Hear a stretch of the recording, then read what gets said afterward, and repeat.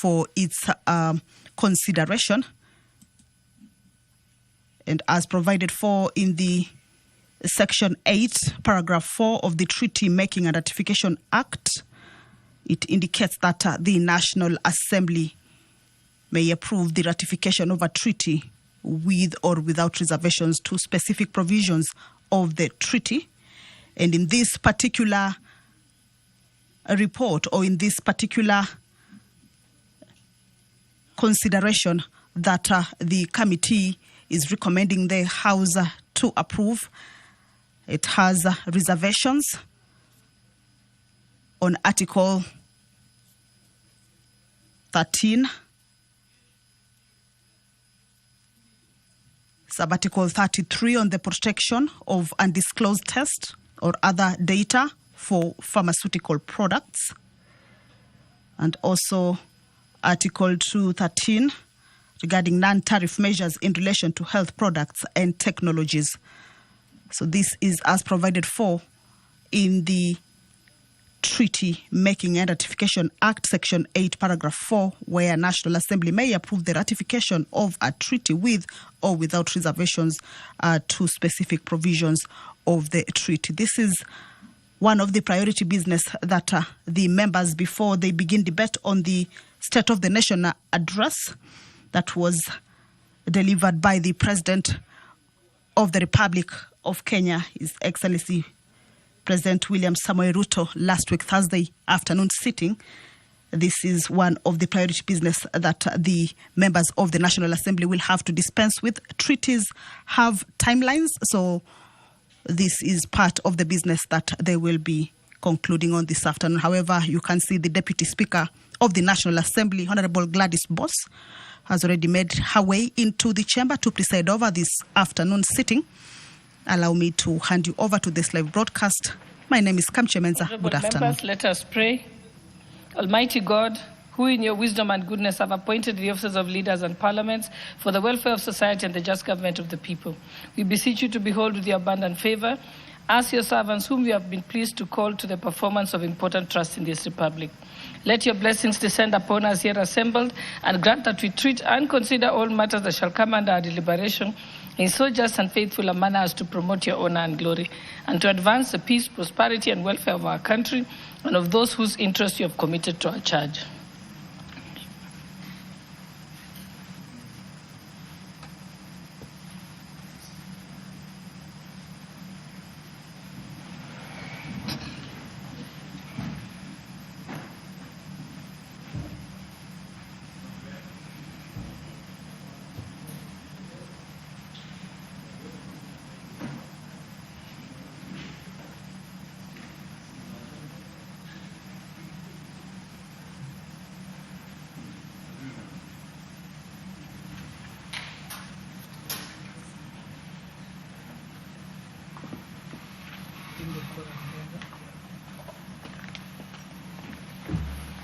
Sergeant at Arms, ring the quorum bell for 10 minutes.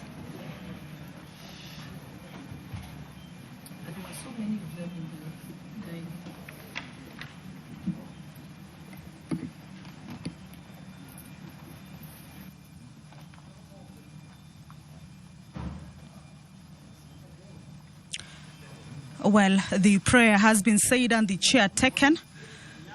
However, the House cannot yet commence its sitting, or the House cannot yet commence owing to a quorum hitch that is currently facing the House. The Speaker has directed that the quorum bell be rung for 10 minutes. Of course, this is as provided for in the House Standing Order number 34, paragraph 1, that at the commencement of the House, if the quorum is not present, then that particular quorum bell shall be rung. This is to alert the members of the National Assembly that the House is yet to commence. However, that quorum hitch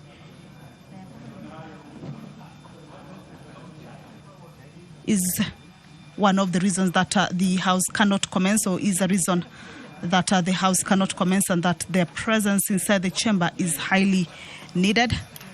So as we wait for the members of the National Assembly to make their way into the chamber, we shall continue to take a look at the business or the priority business that this afternoon the members shall be transacting. Earlier on, I had indicated that the motion regarding consideration of comprehensive economic partnership agreement between the Republic of Kenya and that of the United Arab Emirates, a motion that debate already started on the floor of the House, and this afternoon will be a resumption, is that that particular business will be considered.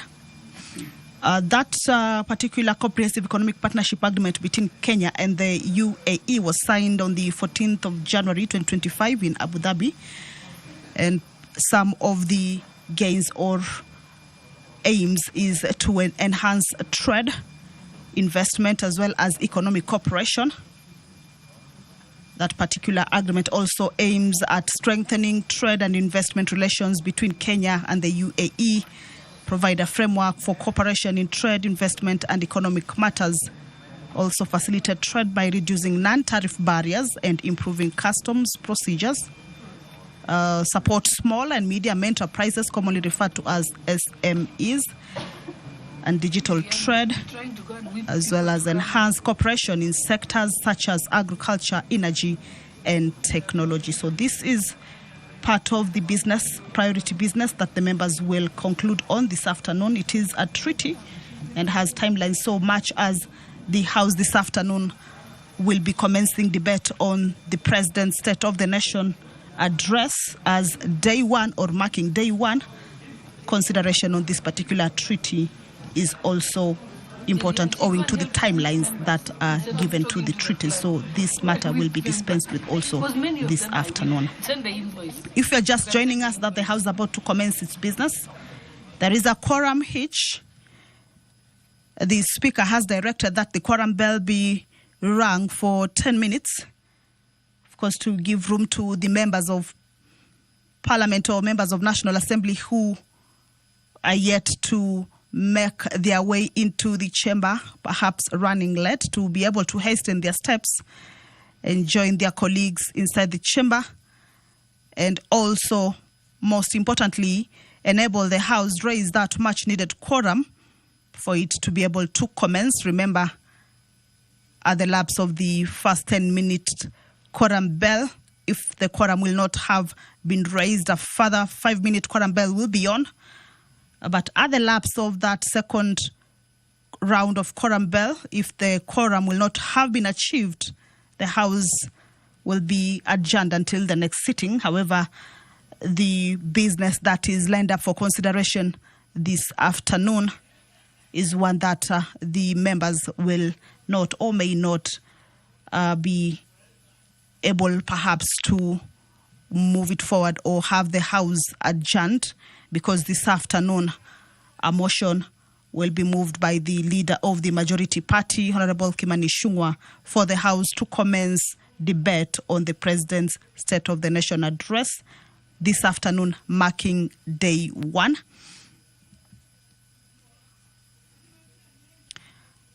And there are reports that were submitted to Parliament. Remember, it was a bicameral sitting or a joint sitting. There were reports that were submitted to Parliament. One of the reports related to the realization of national values. The second report related to the progress made in fulfilling the international obligations of the Republic. And the third report related to the state of the security of the country. Now, these reports were committed to Parliament, and during the debate of the State of the Nation addressed by the President, the chairpersons of these relevant committees, that is the Departmental Committee on Justice and Legal Affairs,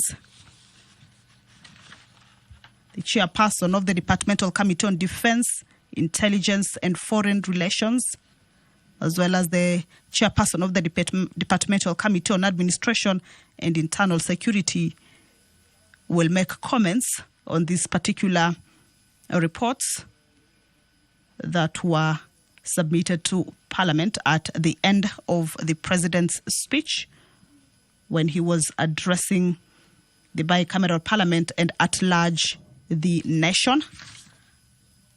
So this is part of the business that once the House commences debate or consideration on this State of the Nation address by the President, they will be able to give their comments. These are the chairpersons of the relevant committees that are relating to the reports that the President submitted to Parliament.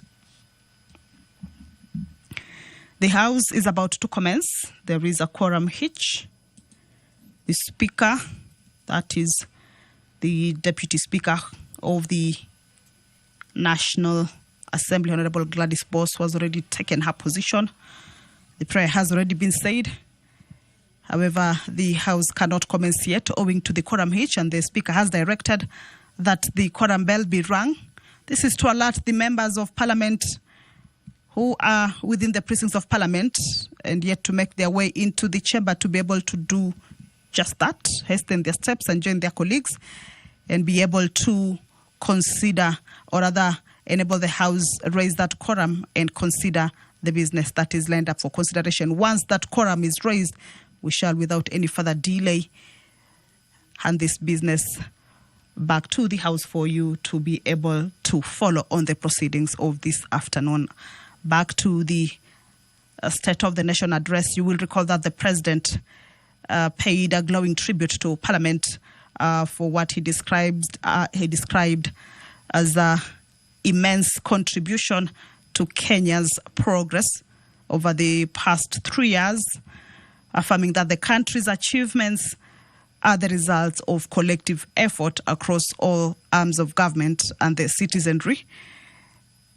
And the President, while delivering a wide-ranging State of the Nation address that reviewed his administration's record, acknowledged challenges and setbacks, and set out a bold roadmap for future development. These are the contents of the State of the Nation address that the members of the National Assembly will this afternoon begin day one of debating that particular address. Let's listen in. We now have quorum. First order.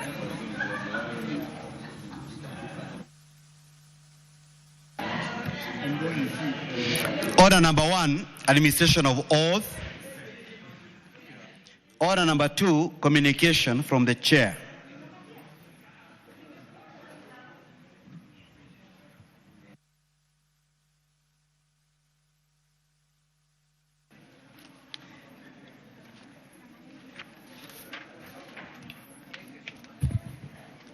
Honorable members, you will recall that on Wednesday, 19th November 2025, the House considered and rejected the Senate amendments to the Public Service Values and Principles Amendment Bill, National Assembly Bill number 46 of 2022. The decision of the House remitted the bill to a mediation committee pursuant to Article 112, 112 and 2B of the Constitution. Honorable members, Article 113 of the Constitution requires that whenever a bill is referred to a mediation committee, the speakers of the Houses of Parliament shall each appoint an equal number of members from both houses to attempt to develop a version of the bill for consideration. In this regard, honorable members, I have directed the leader of majority party and the leader of minority party to nominate members for appointment to the mediation committee to consider the said bill. Once I receive the names of the nominated members, I shall notify the House. The House is accordingly informed. Thank you. Order number 3, messages. Order number 4, petitions. Order number 5, papers. Majority Leader. Honorable Speaker, I beg to lay the following papers on the table of the House today, Tuesday, 25th November 2025. One, the address by His Excellency the President of the Republic of Kenya, delivered in Parliament on Thursday, 20th November 2025, and the following accompanying report submitted by His Excellency the President. One is the annual report to Parliament on the state of the national security for November 2025. Two is the 12th annual report on the progress made in fulfilling the international obligations of the Republic of Kenya for 2025.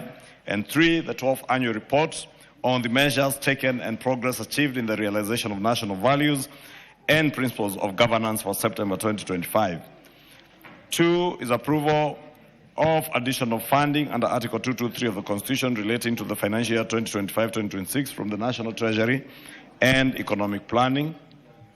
Three is the annual report on the state of the judiciary and the administration of justice for the year 2024-2025. And finally, four, the annual report of the Office of the Director of Public Prosecutions for the financial year 2023-2024. Thank you, Honorable Speaker. Thank you. Chairperson for the Departmental Committee on Defense, Intelligence and Foreign Relations. You have a report?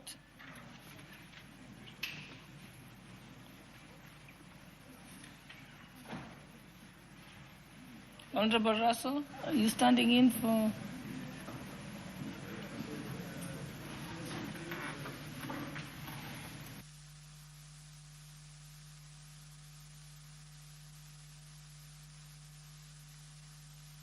Give him the mic.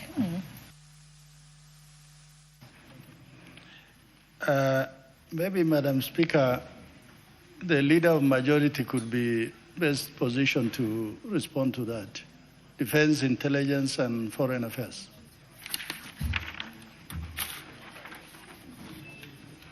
I think I saw the file. It was... That report was actually, I approved it this morning.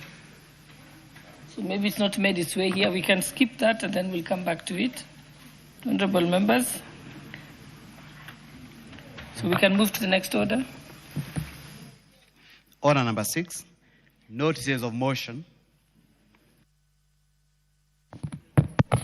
Honorable Speaker, I beg to give notice of the following motion that pursuant to the provisions of Standing Order 24.6, the thanks of this House be recorded for the exposition of public policy contained in the address of His Excellency the President delivered on Thursday, 20th November 2025 in Parliament, and further, that this House notes the following reports submitted by His Excellency the President in fulfillment of the provisions of Articles 132(1)(c) and 247 of the Constitution, laid on the table of the House on Tuesday, 25th November 2025. One is a 12th annual report on the measures taken and progress achieved in the realization of national values and principles of governance. Two is a 12th annual report on the progress made in fulfilling the international obligations of the Republic of Kenya. And three, the annual report to Parliament on the state of national security. Thank you, Honorable Speaker. Thank you. I'm informed that the representative of the person holding brief for the chairperson of the Departmental Committee on Defense, Intelligence and Foreign Affairs Relations is here. Honorable Kandiye? Yes. So you can lay the paper and then give the notice of motion. Thank you, Madam Speaker. I beg to lay the following paper on the table of the House today, Tuesday, 25th November 2025. Report of the Departmental Committee on Defense, Intelligence and Foreign Relations regarding its inquiry into the conduct of the British Army Training Unit in Kenya, Patuk. Thank you, Madam Speaker. Thank you. You may proceed to give the notice of motion. Thank you, Madam Speaker. I beg to give notice of the following motion, that this House adopts the report of the Departmental Committee on Defense, Intelligence and Foreign Relations on its inquiry into the conduct of the British Army Training Unit in Kenya, Patuk, laid on the table of the House on Tuesday, 25th November 2025. Thank you, Madam Speaker. Thank you, honourable members, and with your permission, I request that we defer order number 7 and order number 8 to a later date so that we can go straight to the next motion. So, next order. Order number 9, motion, debate on the President's address, day 1.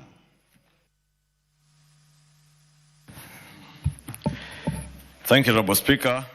And I beg to move that pursuant to the provisions of Standing Orders 24(6), the thanks of this House be recorded for the exposition of public policy contained in the address of His Excellency the President delivered in Parliament on Thursday, 20th November 2025, and further that this House notes the following reports submitted by His Excellency the President in fulfillment of the provisions of Articles 132(1)(c) and 247 of the Constitution laid on the table of the House on Tuesday, 25th November 2025.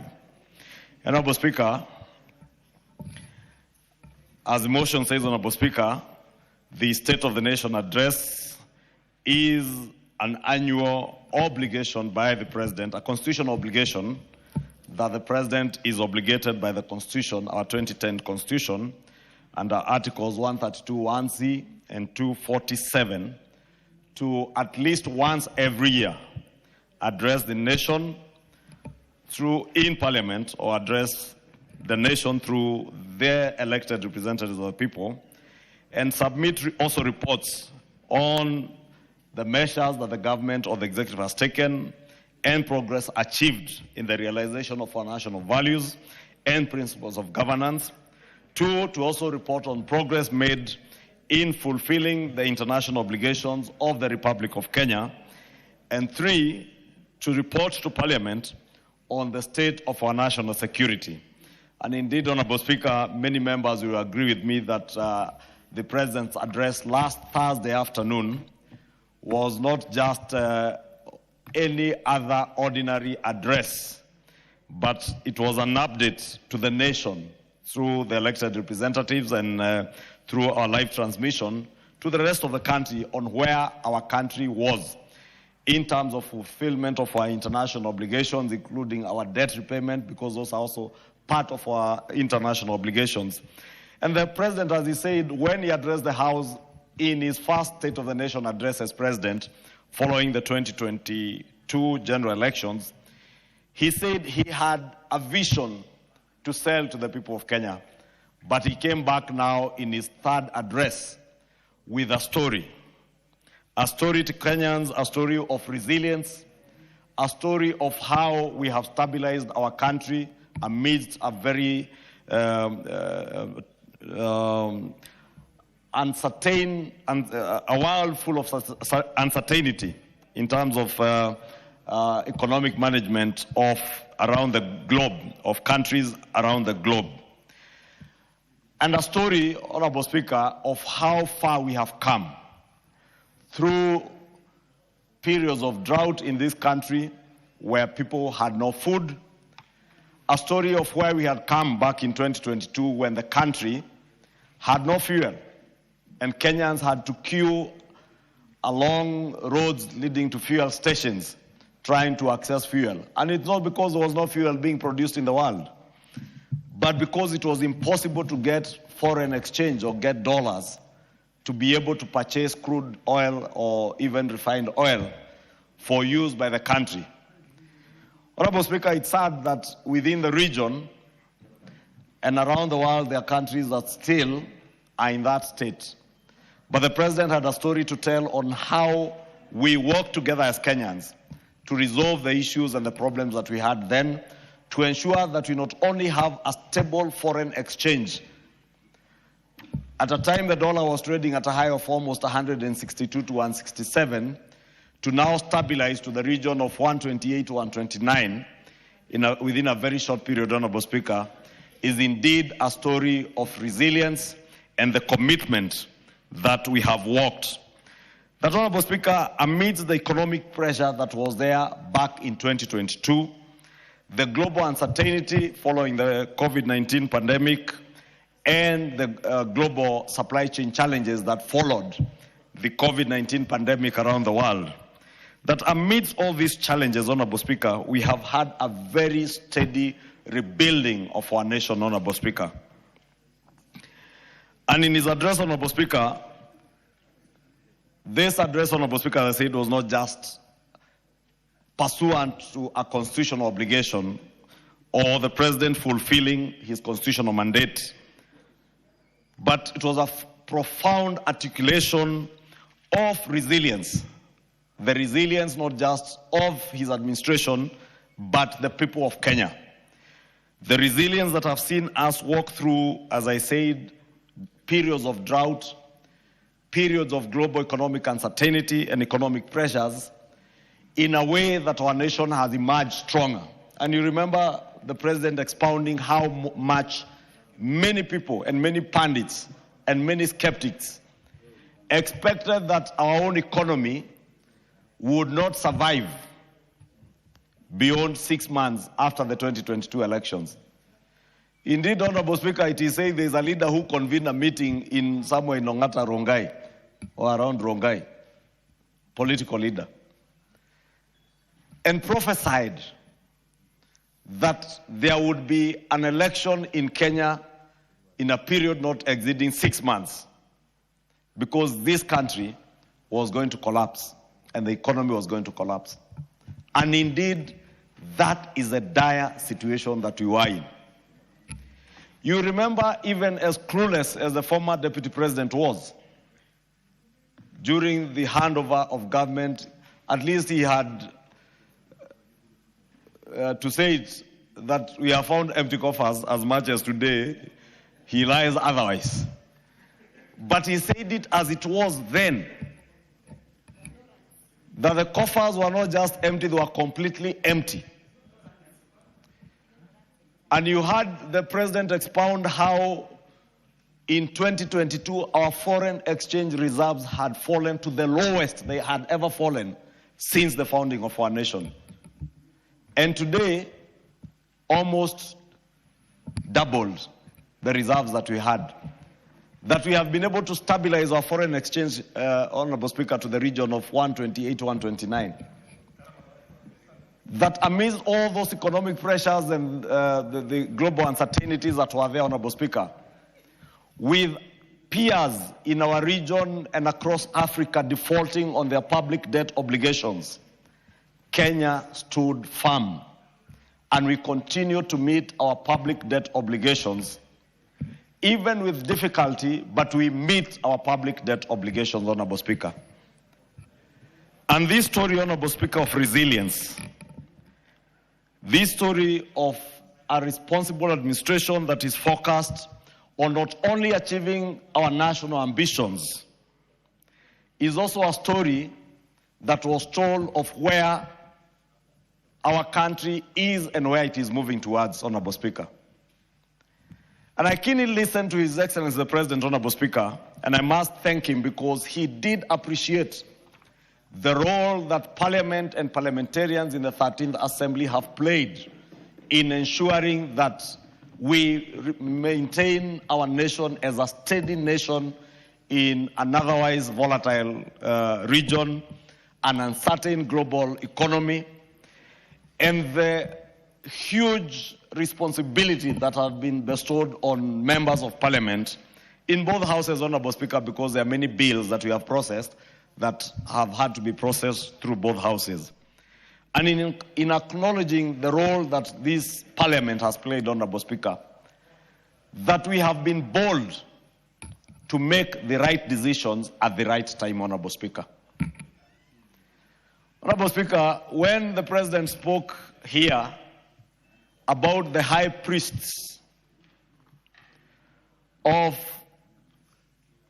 pessimism, Honorable Speaker, doesn't mean that they will not always be there. They will always be there. There will be high priests of eternal pessimism. We will have high priests also of eternal lies, and we know them. And we also have high priests of eternal negativity, Honorable Speaker. And when the President commended the 13th Parliament for our boldness and our courage to confront the challenges of our times, Honorable Speaker, it was a very emotional time for me because I couldn't help but remember the events of the year 2024 and the unfortunate incidents around the Finance Bill of June 2024. Honorable Speaker, because I am always very truthful, I have always told Kenyans that they were lied to. And because lies always travel faster than the truth, it is said, Honorable Speaker, by the time the truth wakes up, the lies have traveled half the world, I'm told. Actually, the correct phrase is that before the truth starts tying its shoelaces, the lie has traveled halfway around the world. Before the truth wakes up, the lie has traveled half the globe. And indeed, that is the situation we found ourselves in, Honorable Speaker. That by the time we were going out to tell the Kenyan people the truth of the provisions of the Finance Bill of 2024, the lies had completely whitewashed the truth. I had an incident this Sunday, Honorable Speaker, where a young man from Kino approached me on Sunday after church.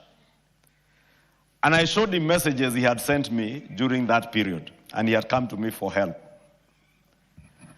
And I asked him, tell me what was your problem with the Finance Bill 2024. He could not articulate a single thing. He only told me I was opposed to the 18% increase of VAT.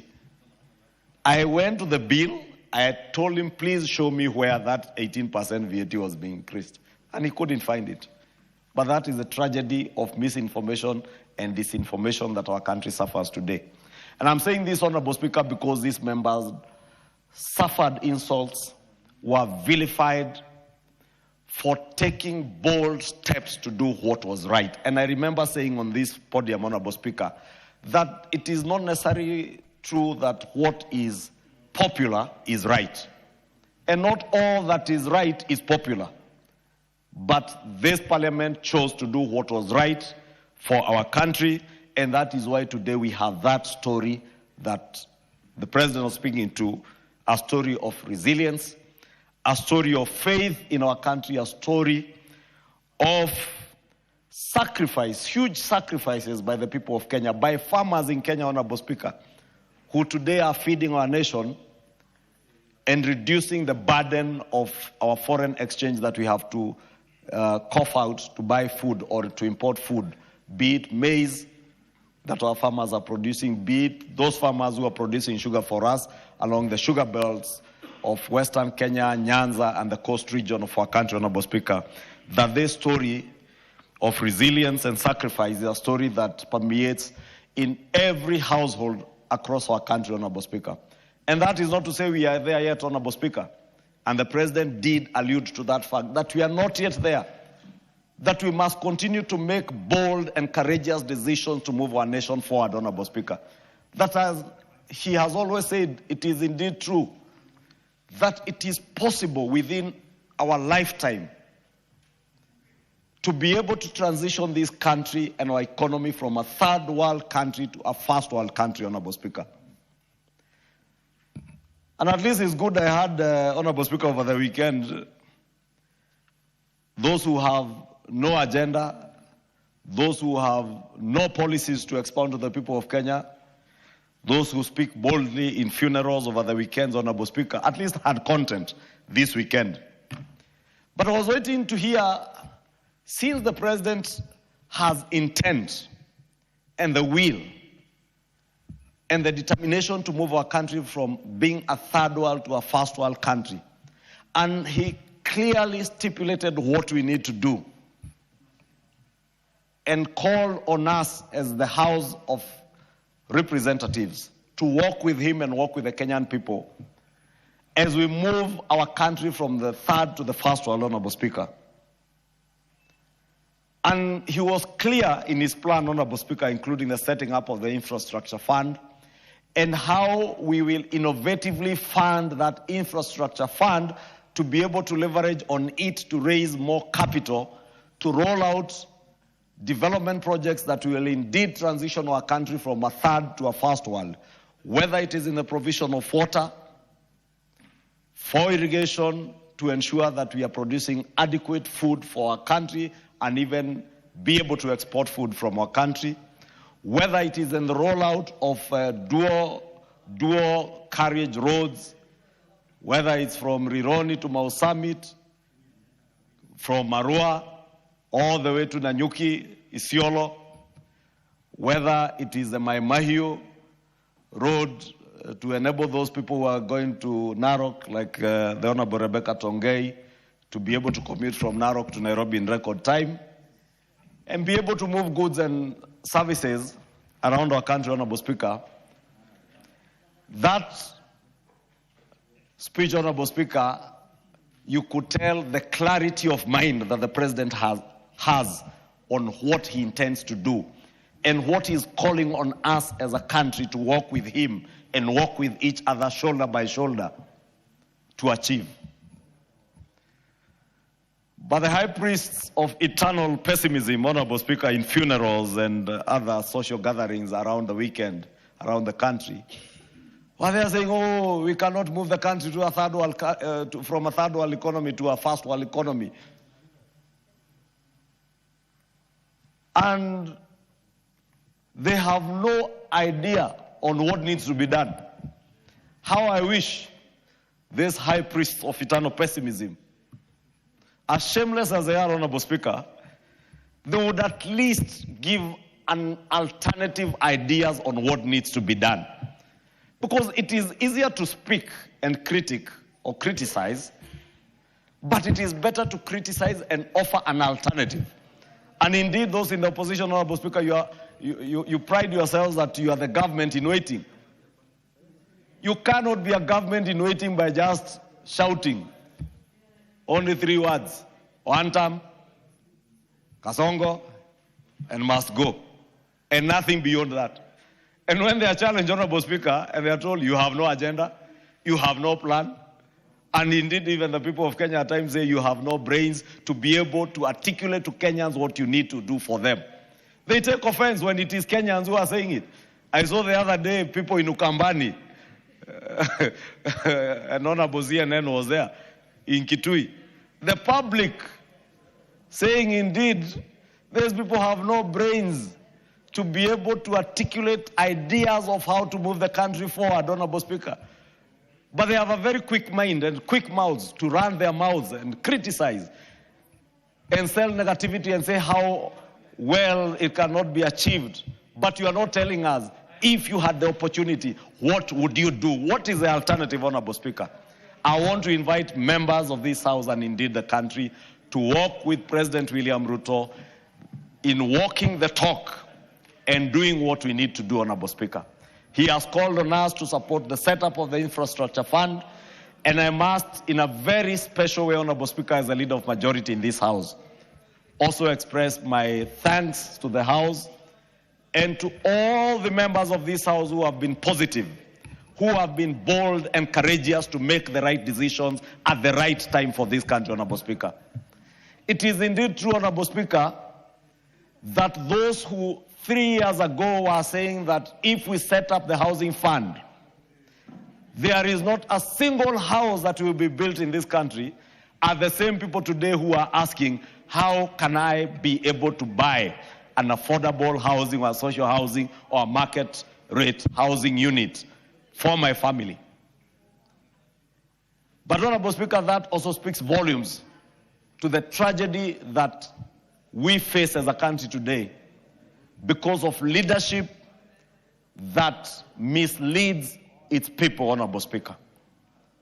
And indeed, it is true that the greatest tragedy we have had in this country is the tragedy of leadership. When you have leaders who cannot make decisions, when you have leaders who are watermelons in decision making, when you have leaders who are clueless, rudderless, visionless.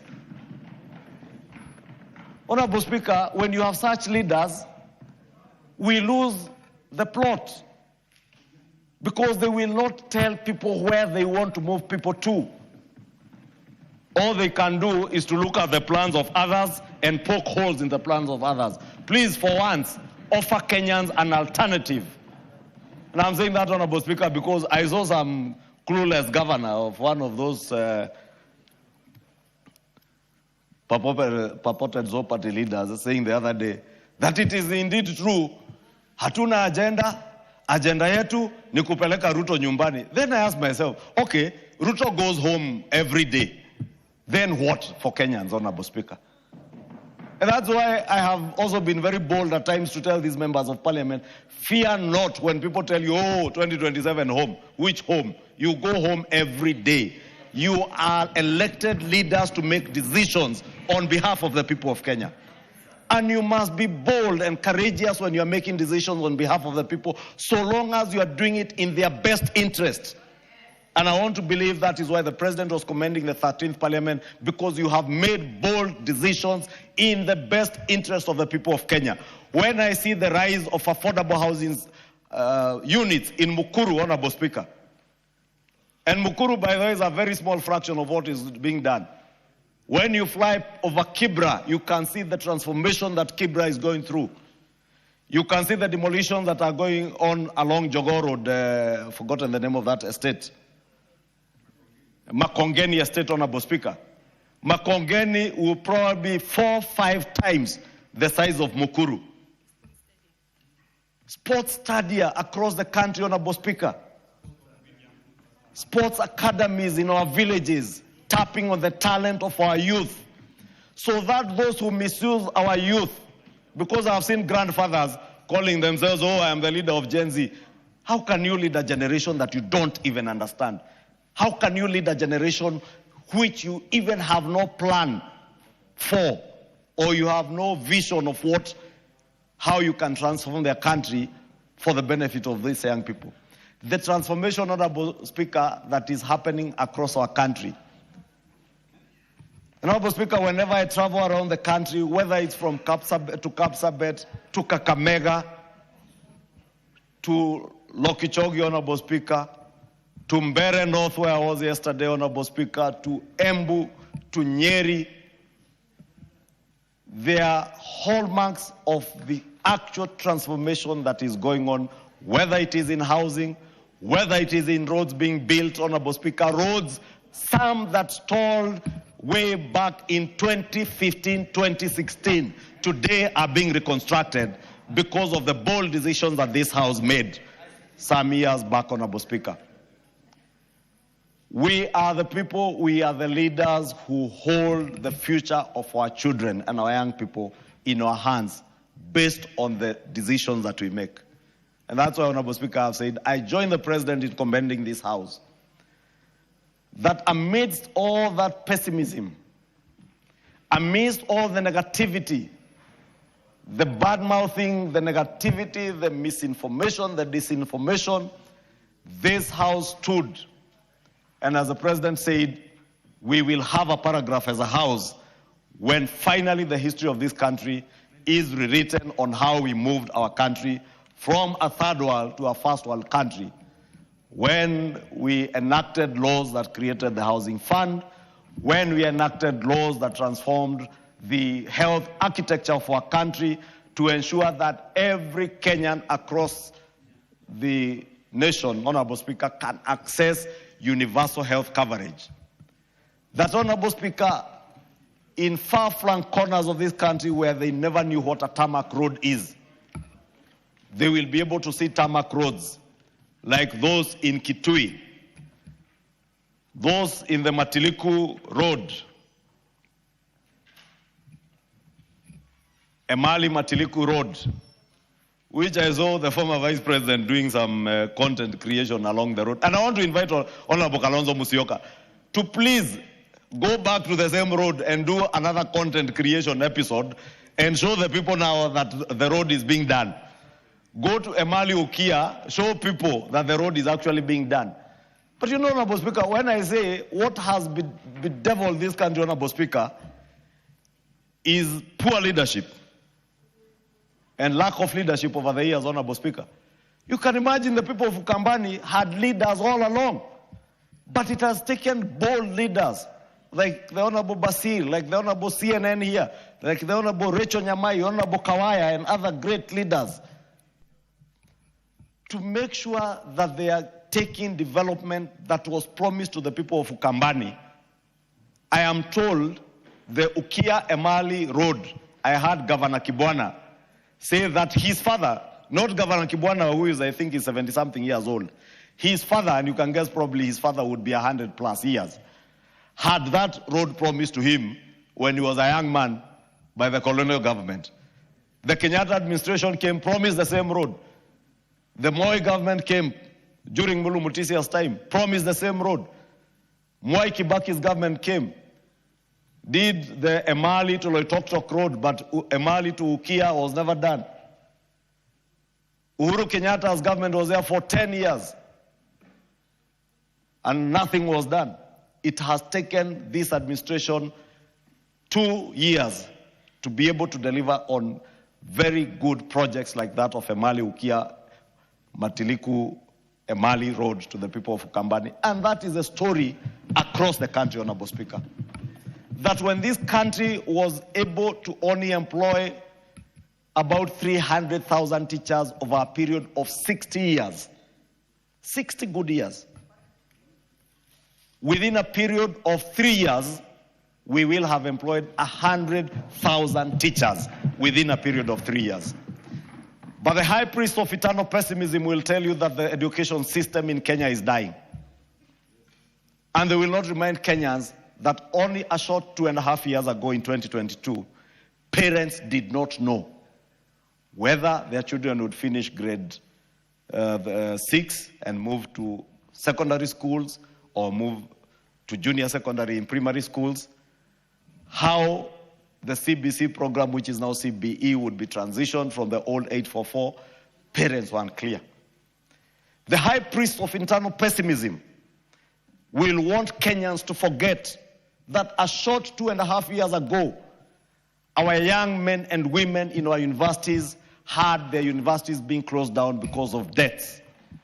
But courtesy of the new funding program, Honorable Speaker, today our public universities are standing on their own and on the path to recovery. It has not been a painless journey, Honorable Speaker, but at least there is progress being made, and that is the optimism, Honorable Speaker, that we must continue injecting to Kenyans, not injecting pessimism, negativity, bad-mouthing, and misinformation and disinformation, Honorable Speaker. Honorable Speaker, you know I could speak on and on and on and on. But this speech, Honorable Speaker, gives the people of Kenya hope that indeed, as the President challenged us to reject small thinking, let us reject small thinking of 1 terms, 2 terms, 4 terms, 5 terms. It is possible today that the nations we envy, the Singapores, the South Koreas, the Malaysias, whose Prime Minister was here the other day, it is possible for Kenya to rise like those countries. But those countries rose because their leaders were bold when others feared. They were decisive when others, like those of our leaders in this country in the past, hesitated. And they were visionary when others settled for less. We must continue being visionaries. We must continue being bold, being courageous, and we must not settle for less. Let us walk the talk. And I invite this House, Honorable Speaker, to continue exhibiting the courage and the boldness that we have exhibited over the last 2.5, almost 3 years, Honorable Speaker, in making the right decisions for the people of Kenya. I know at times it's very good for us, Honorable Speaker, as politicians, to say the things that we know are going to excite the masses out there. But when the masses discover you're only talking for the sake of talking to excite them, they will punish you. So fear not when people tell you that you will go home. You will go home to find a happy people if you made the right decisions for them. Be bold, be courageous in making decisions.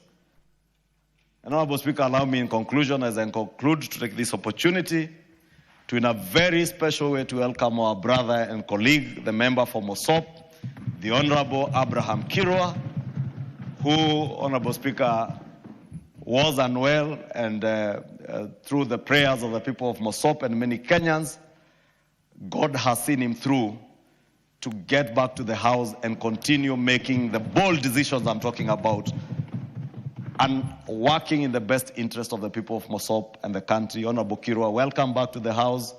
And I take this opportunity not just to welcome you, but to thank the Almighty God and the many Kenyans, especially the great people of Mosop, who have continued to pray for you to fully recover. And it is indeed great to see you here, well, walking on your own and being able to come and represent the people of Mosop and work as a member of parliament that they elected. And I thank the people of Mosop, particularly for being patient and being supportive to the Honorable Kirwa when he was in this post. And we wish you all the best, and thank God for being there for you.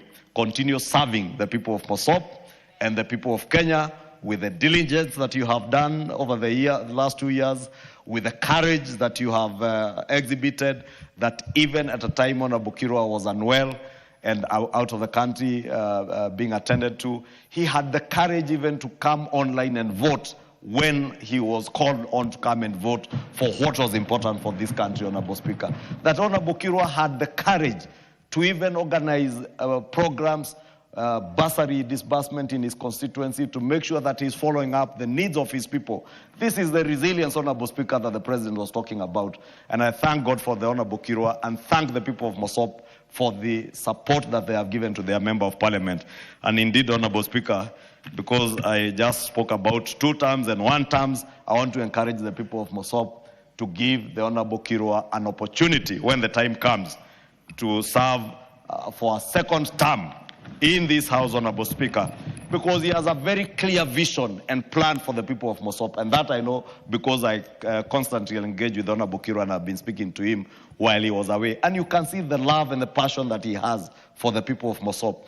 It's not normal, Honorable Speaker, for a member who is sick, any human being who is unwell, and instead of worrying about his own well-being, is worrying about the people he represents. That is Honorable Kirwa, Honorable Speaker. And that tells you the kind of leaders that we have in this country who are empathetic to the people that they represent. And I want to encourage Kenyans, even as you insult members of parliament, left, right, and center, even as you threaten them, remember they have empathy for you, they love you, they work for you, and they make sacrifices for you. And they will remain resilient, even amidst the negativity. And even as we fight with those high priests of internal pessimism, as were described. And Honorable Speaker, with that, I beg to move, and I want to request the Honorable Kangogo Bowen, the indomitable member for Marakwet East, to second this motion. Thank you, Honorable Speaker.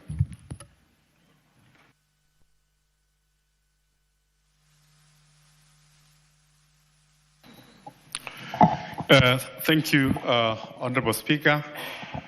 Honorable Speaker, as I second, I also want to join the leader majority to welcome the Honorable Kirwa to the House. And Mr. Speaker, and Madam Speaker, we really want to pray and to thank God because we've seen our fellow colleague back in his feet and able to represent his people, Mosop, in the House. Madam Speaker, I beg to second.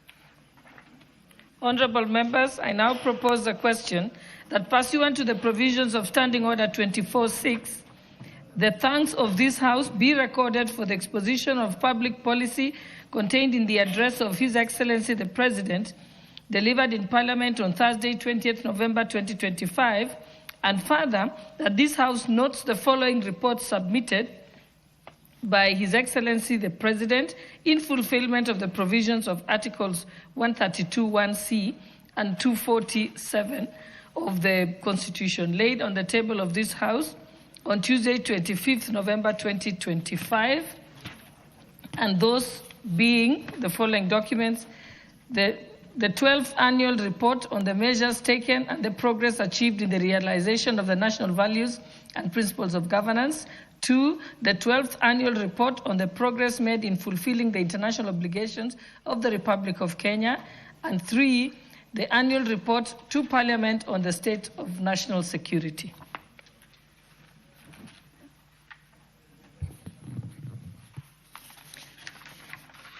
The Honorable Shakil Shabir, member for Kisumu East.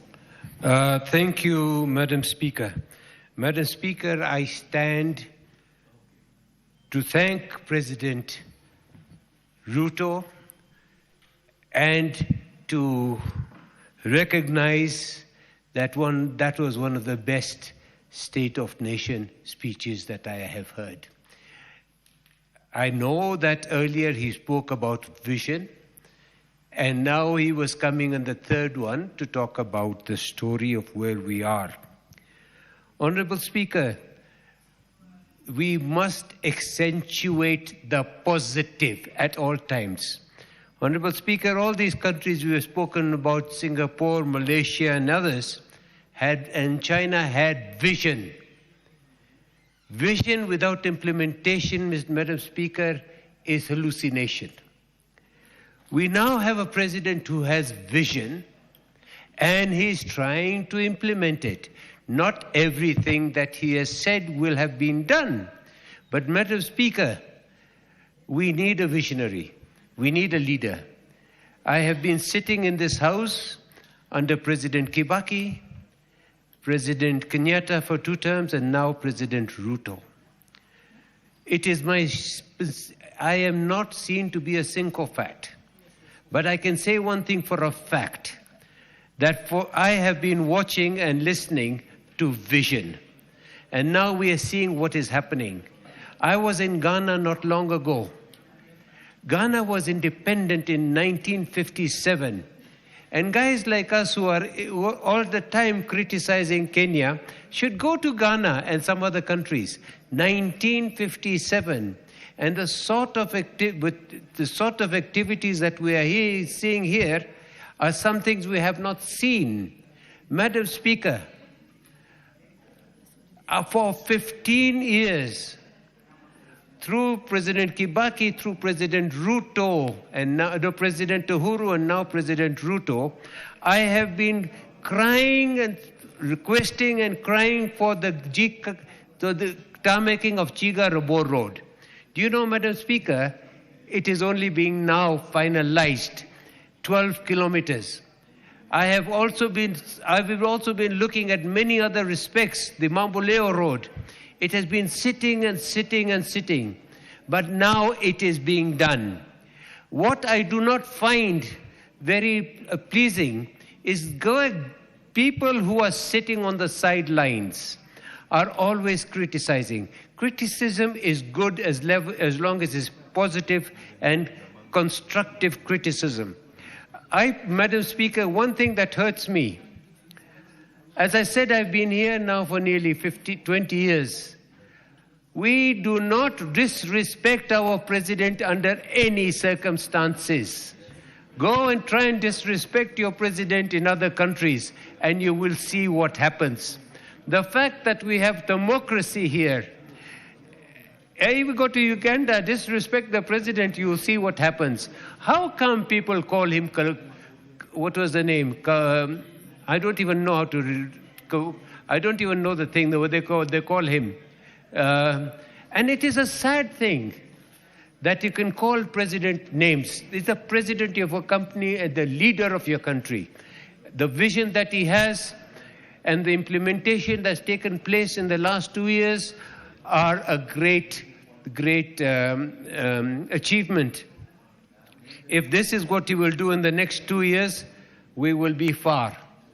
Madam Speaker, we wish, and our vision is to be in the first world.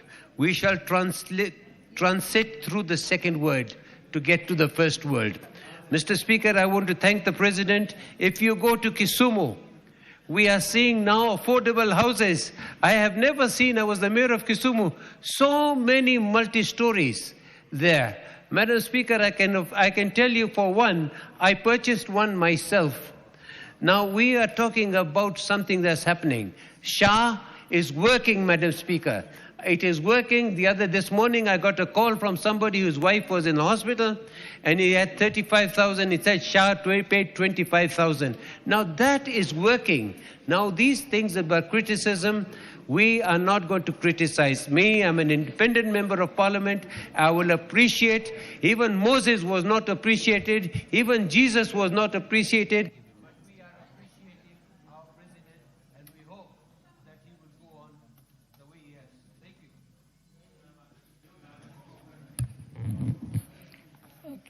Honorable members, I now want to use this opportunity to give an opportunity to speak to as we welcome him back, the Honorable Abraham Kirwa, member for Mosop constituency. Karibu and welcome back to Parliament. Thank you. And we thank God for you. Thank you, Madam Speaker. I want to say thank you for welcoming me. I want to thank all the MPs in this House. Those who came to the hospital in Nairobi, those who came to Dubai, those who came to United States of America to see me. I want to say thank you, thank you, thank you. Because when you are in this post and somebody comes to see you, it really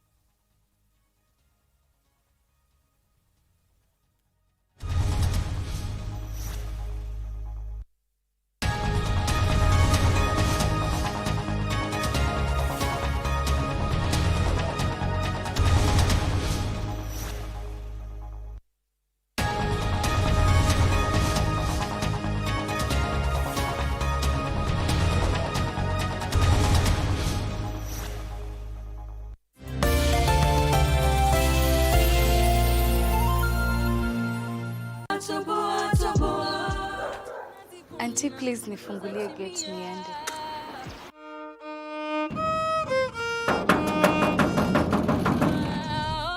Nani anakuchokoza nyingine deal na yeye sasa?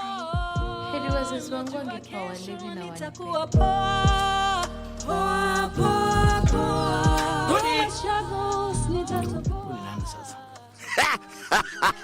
Failures. Mtapata shida hapa mpaka mtamani kifo. Nisho mushukulu wenyu Andrea ishigwa ya university shiru shikadusha mno.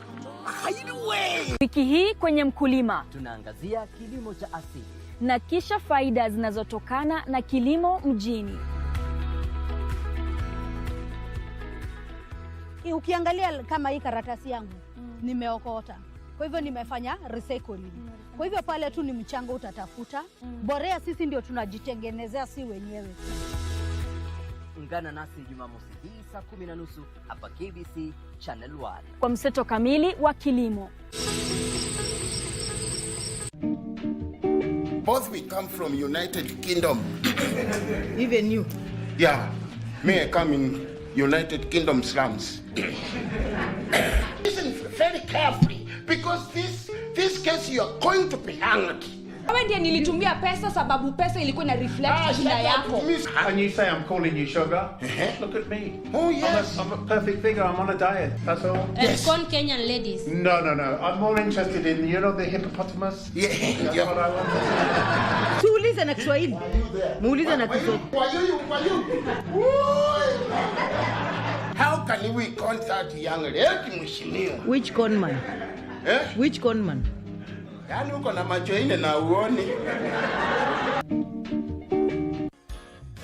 My other talent is dancing, modeling, I also play ice hockey and roller hockey, and I also play golf and tennis. My future plan is to be a doctor and a Miss Universe, and in skating I would like to be a coach and train those kids who want to skate. Mama's porridge is sweet. Today I'm going to show you how to make a grilled cheese sandwich and tomato soup. Today I'm going to teach you how to make a toilet roll sheep.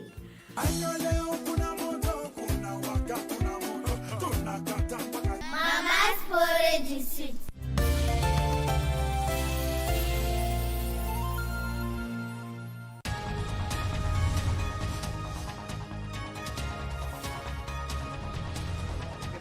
And they told me to go home.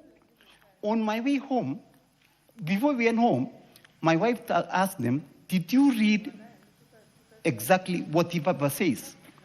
And then she said, let me take to the doctor. When the doctor saw, they were now running everywhere to make sure that I get a bed. So I was there for 18 days. My heart was going down and down. When I was admitted at Nairobi Hospital, I was at 25% ejection fraction. It went down to 22, it went down to 20, it went down to 18, and it went to below 18%. In a week's time, I was going to die. But some way, somehow, God saw it that I went to Dubai Hospital, and they told me, and this is something that I want to say. I know that it's very controversial. The Poisons and Control Board, I really want them to look at the medicine of this country. They told me to make sure that I leave all the medicine that I was given in Kenya, and they were going to give me their medicine. They gave me exactly the same medicine that I was given in Nairobi. But some way, somehow, my heart now started going up from below 18% to 20, from 20 to 22, from 22 to 20 to 30, and I was now stable and ready to go. And I asked the doctor, why is it that the medicine that you gave me was able to work, but I was going to die in a week in Nairobi? They told me, you need to look at the medication that you have in Kenya. Most of the medication, they have a problem. And I'm asking the Poisons Control Board, because if they can actually give me the medicine that was not working, so many people who have been taken to that hospital have died. Because they tell you that, of course, their service is okay. They bring you tea, they bring you whatever, but their medicine, I want to ask the government and the Poison Control Board to look at it. Because if it's the same medicine, I would have gotten better here in Nairobi. But some way, somehow, the pharmacy and the Poison Control Board needs to be checked and needs to be checked right. So I want to say thank you, and I want to ask to invest a lot of money in healthcare. Because a healthy nation is a nation which is productive. It is so productive. And I'm asking the president to continue what he's doing in the healthcare. SHA is working. I want to tell you, SHA is working. Wait until you are sick, and then you will realize that really SHA is working. So many people in my constituency, they go to the hospital and they get treated because of SHA. So I want to ask the Kenyans to make sure they enroll in SHA. But I want to ask the doctors also to be held accountable. Because if you go to the hospital and you tell the doctor, can you really check me out, what is the problem? They tell you it is malaria. They tell you if you are sick for this or you are sick. But before they check you, they look at you and they decide you have this disease. I really want to ask that there must be a board that is holding them liable so that you can ask the questions to the doctor. Otherwise, they will continue, and so many of our sisters and brothers and our parents are going to die. With that, I want to say thank you, thank you, thank you, and may God bless you so much. Thank you so much. Thank you. Thank you very much. Honorable Mary Kaitan. Honorable Speaker, thank you for giving me this opportunity to contribute to the presidential address. But before that, Honorable Speaker, allow me to also join our majority leader in welcoming Honorable Kirwa back to the country, back to the House, as he continues to serve his people, the people of Mosop. And as I welcome him back, allow me also to thank the wife, Fraser Kirwa, who, without her, I don't think Honorable Kirwa would have been where he is today. Fraser has really given it all. And by the way, Fraser Kirwa comes from Honorable Ishungwa's constituency, but she's now our daughter in Mosop. So we want to say thank you to her. She's seated at the gallery up there, and want to tell her thank you, continue taking care of Honorable Kirwa so that he can be able to continue serving the people of Mosop. And as Honorable Ishungwa has said, if there is someone who deserves a two-term at this stage, I think Honorable Kirwa, the people of Mosop should actually see in their hearts to give him a second opportunity so that he continues to serve them, because he has done a great job. Even while he was away, many projects are continuing in Mosop, and he's been following them through. We thank you, Honorable Kirwa. Despite your sickness, you've always continued to take care of your people. On the President's address, I want to say the things that the President talked about. If we look at our country from 2022 when we came into today, the country has really progressed, and we can see that Kenya is a different place from the country we got into in 2022 when we got elected into this 13th Parliament. I want to thank the President for actually recognizing the efforts that this 13th Parliament has been able to give to this country, so that he is also able to then manage the country and be able to steer the country to where it is today. I will start with the energy sector. And for this country to develop, we need energy. And currently, our energy consumption is far less, energy production is far less than the consumption that we require, yet we want to move our country to a first world. And to be able to move our country to a first world, we need to go into manufacturing, just like the way the countries like China, countries like Singapore, countries like Korea, who do products like Samsung, are manufacturing products in their countries. And to do that, we need the basic infrastructure. One of the infrastructures being energy. The President has looked forward and futuristic and said that this country requires at least a minimum of 10,000 megawatts of power for energy or for production to be able to happen in this country. Related to energy is road infrastructure. And if we look at the roads that have been lined up, some that are currently ongoing, and those that have been lined up to be made in this country, you realize that the dream of being a first world is actually fast coming to a reality.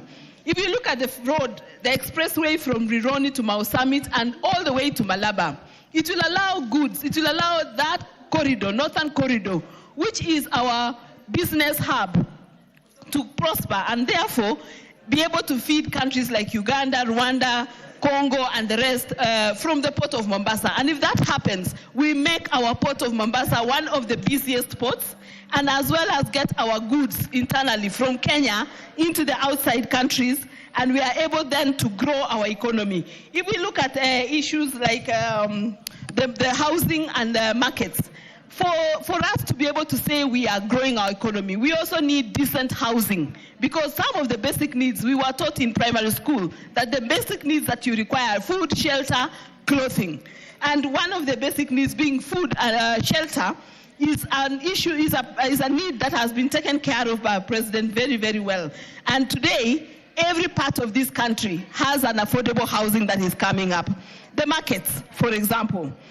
Our women who are told that they will be moved from the bottom to up. Today they have a decent place to do their business, a decent place to work, because a market has been built that has even places where their children can be able to play, they can be able to breastfeed their children as they continue to do their business and progress in their lives. And if you look at also the issues to do with education, I think the President has also progressed very well in education. From the time when we started in 2022 to now, 76,000 teachers employed, and by next year we'll have... Just give her a minute. Thank you.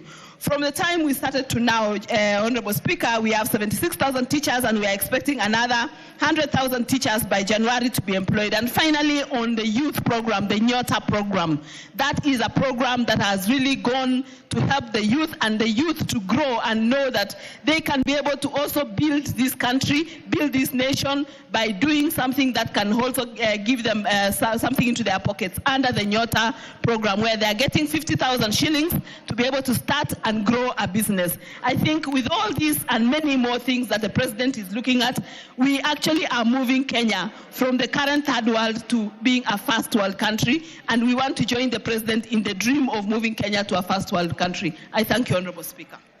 Thank you very much. And honorable members, please be reminded that each member has 5 minutes.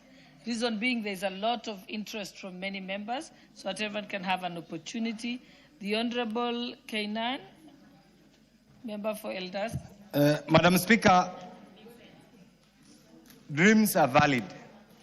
The State of the Nation address by the President has a number of positive issues that will add value to the well-being of the Republic of Kenya, Madam Speaker, starting from the issue of microeconomic reforms, national issues appertaining to national stability, the issues on food security, issues on housing and urban development, issues on digital transformation, issues on youth empowerment, issues on livestock sector, issues on healthcare outreach, issue on education access, issue of transport and logistics, issue of digital connectivity, in particular to the new frontier, issues of financial inclusion, Madam Speaker.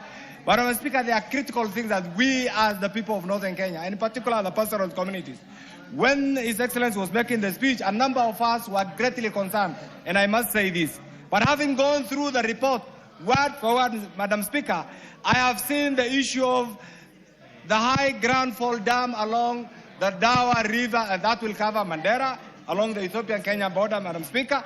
I've also seen a big mega dam called the Isiolo, Barsalinga. Madam Speaker, I really want to, Madam Speaker, we really want to. Just proceed. The issue of Isiolo, Barsalinga Dam, Madam Speaker, in Isiolo, the issue of Sicily Canal in Garissa, the issue of Lowat Dam, Madam Speaker, in Turkana. Madam Speaker, we also wanted to hear the issue of the Isiolo, Modogash, Habaswein, Samatar, Wajir, Tarbach, Kutulo, Elwa, Wergadut, Ramo, Mandera, Madam Speaker, because this is in our heart. The fact that these were not mentioned, we were so discouraged.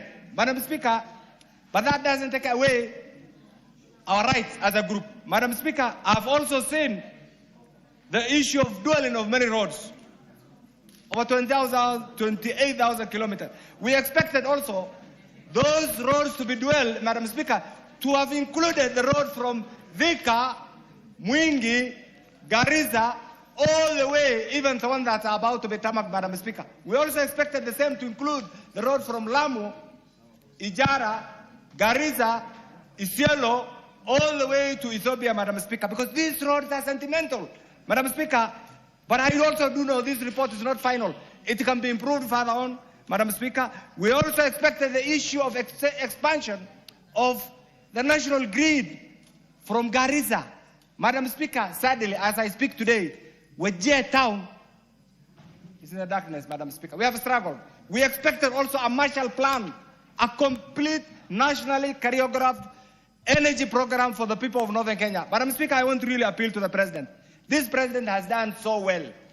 For those of us who have been around, we need to credit him. Dreams are valid, but there are issues that also need to be particularly tailor-made for certain communities that have been left behind. Madam Speaker, I know as a seasoned lawyer, as a lecturer, you know this thing called Sessional Paper number 10 of 1965. That paper excluded the people of Northern Kenya from the affairs, the management of the Republic of Kenya, Madam Speaker. Whenever we miss our names, we see has somebody, a technocrat, the Mandarins excluded this. Madam Speaker, countries that have moved, countries that have leaped forward, have had a senior leader who has understood the aspirations, the thinking, the expectations of his people, Madam Speaker, to have moved to another level. Madam Speaker, we as Kenyans, we must appreciate what the president has done. We must also positively criticize what is to be done. Madam Speaker, I want to join the leader of majority. For those who are in the streets, condemning the president, every morning, every lunchtime, every evening, allow the president to do his work. When the time comes for election in 2027, you will have an opportunity to interrogate what he has done and come up with your alternative platform, Madam Speaker. Madam Speaker, 2 more minutes or 3 more minutes. As the father, I'm sure. Just 1 minute, but I won't be giving any more extra time because it's not fair on the other members. Thank you, Madam Speaker, for your kindness. Madam Speaker, the reality is we have a country. We must start from somewhere. This president has started from somewhere. I want to appeal to the naysayers. Criticize the president and his government positively. Bring alternative solutions. The alternative solutions is what will take our country forward. Madam Speaker, I want to also join my colleagues in welcoming our brother, the Honorable Kirwa. I know as human beings, challenges come. Welcome back to the people of Mosop. Welcome back to the 13th Parliament. And we pray to the Almighty God that you will have recovered and you will get an opportunity. And I also want to appeal to the people of Mosop, give this great young man an opportunity to further serve the people. Madam Speaker, in conclusion, what I want to say is this. There comes a time when the national interest must supersede every other petty partisan interest. I want to appeal to the people of Northern Kenya, wherever you are. This president has invested in every available opportunity to our development. He has attempted to remove marginalization. He has attempted to bring equity. He has attempted to deal with the issue of access, educational access. Issues remaining, let's discuss them in the boardroom. Issues remaining, let's fix an appointment with the president. And I said on record the other day that we as the people of Wajir, we are seeking an urgent appointment to find a solution to the power crisis in Wajir. Madam Speaker, this morning, allow me 1 more second. This morning, we have had a meeting with the World Bank, the Minister of Transport, and the entire players for the Horn of Africa. Madam Speaker, sadly, and I want to say this on record, that project is being sabotaged by technocrats. Technocrats who are hell-bent. Technocrats who are determined to create political discord between the president and the people of Northern Kenya. I want to appeal to the president, deal with those cartels who are out to frustrate that critical infrastructure road that will open up Northern Kenya. As it is right now, it's not going on well. And I'm duty-bound to say this. I support the Thank you. Honorable Maika Mzigi, member for Taita Taveta. Asante sana, Bispika, na mimi kunipatia hii fursa niungane na wenzangu kuweza kujadili hotuba hii ya Mheshimiwa Rais ambaye ni moja ya hotuba bora zaidi ambazo mimi nimewahi sikia, na ilikuwa hotuba ambayo ilikuwa ni ya kuleta imani na matumaini kwa Wakenya, kwa sababu Mheshimiwa Rais alitangulia kwa kutueleza ya kwamba wakati wa awali alivyotembelea hapa bungeni alikuja kutuambia mambo ya ndoto ama maono, lakini inatia moyo sana na inafurahisha ya kwamba msimu huu ama wakati huu alivyotembelea bunge hili la kitaifa, Mheshimiwa Rais hakuja tena kwa mambo ya ndoto ama maono, bali alikuja kwa mambo ya vitendo na mambo ambayo ni ya kuonekana kabisa katika nchi yetu. Kuna mengi ambayo aliweza kuyataja ambayo yalikuwa ni ndoto, lakini kwa sasa yamekuwa ni matendo, ni maendeleo yanaonekana. Na Bispika, mimi leo nataka kuchukua fursa niangazie ile kaunti yangu ya Taita Taveta kwa mambo ambayo kabisa mimi nimeyaona yakifanyika na mambo ambayo pia vile vile yanafanyika katika nchi nzima. Kuna mambo ambayo Mheshimiwa Rais alizungumzia, mipango ya mambo ya barabara. Na nikiangazia kule Taita Taveta, zipo barabara ambazo zilikuwa ni ndoto. Ni barabara ambazo zimezungumziwa kwa miaka mingi. Ni barabara watu waliziota mpaka wakaona kwamba hazitawahi fanyika ama hazitawahi kuwa.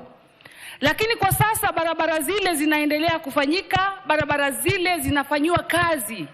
Bi Speaker, barabara ya kutoka Taveta, Chala, Njukini, Rombo mpaka Elasit ni barabara ambayo ilikuwa imekuwa ndoto, lakini barabara ile sasa hivi inatengenezwa. Punde tu barabara ile itakuwa imeisha, barabara ya lami, watu wa Kenya wataweza kuitumia, watu wa Taita Taveta, watu wa Kajiado na watu wote, itafungua uchumi upande ule. Ipo barabara ambayo ilikwama kule Taita Taveta.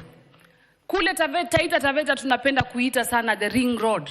Barabara ya kutoka Bura kuzunguka all the way mpaka kurudi Mto Magodi. Ile pia ilikuwa ni ndoto. Barabara ile ilikuwa imekwama, Bi Speaker.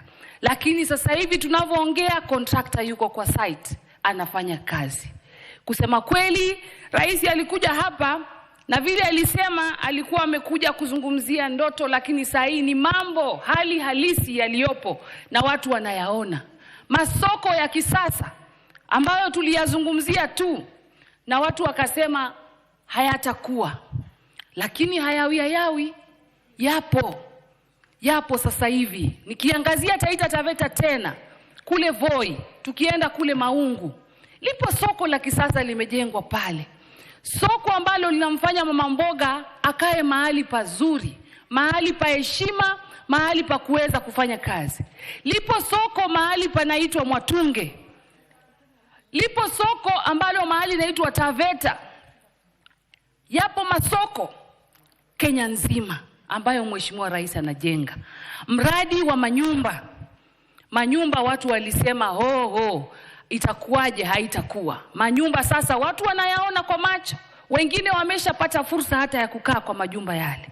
Kwa hivyo Mheshimiwa Rais tunataka kumpongeza kwa ile hotuba yake, kwa sababu alikuja kutuzungumzia mambo ambayo yanafanyika katika nchi yetu. Masuala ya elimu.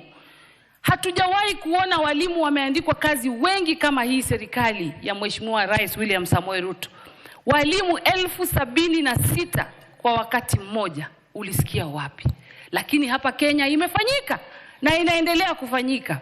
Vile vile tukizungumzia masuala ya afya, SHA.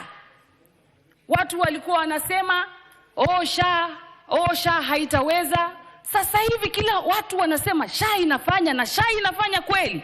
Na vile vile wale CHPs ambao walikuwa wanateseka kwa muda mrefu, wanajitolea bure kufanyia watu kazi, wakaboreshwa, wakapewa vyombo vya kazi, wakapewa vyombo vya kusaidia wananchi, na vile vile wakapewa token of appreciation, wakapewa zawadi kidogo, fedha kidogo.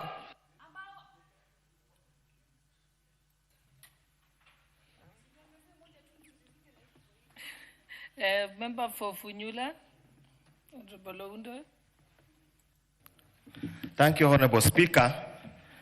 As we debate the presidential speech as provided for Article 132.1, also let me join my colleagues in welcoming back Mheshimiwa Kirwa, and we pray Almighty God can give you strength and recover fully as soon as is possible. Honorable Speaker, the Constitution of Kenya and Article 132.1 requires that the President, among other things, once every year, report an address to the nation on the measures taken and the progress achieved in the relation of the national values referred to in Article 10. Published in Kenya Gazette, the details of the measures and progress under subgraph 1, and submit a report for debate to the National Assembly on the progress made in fulfilling international obligations of the Republic of Kenya. Honorable Speaker, I have read the President's speech, and since time is limited, allow me to pick 2 items that came out very clear, and as a honest country, we need to be very honest with each other and tell each other the brutal truth. And truth, but nothing else will set us free. Honorable Speaker, in paragraph 6, the President is very clear.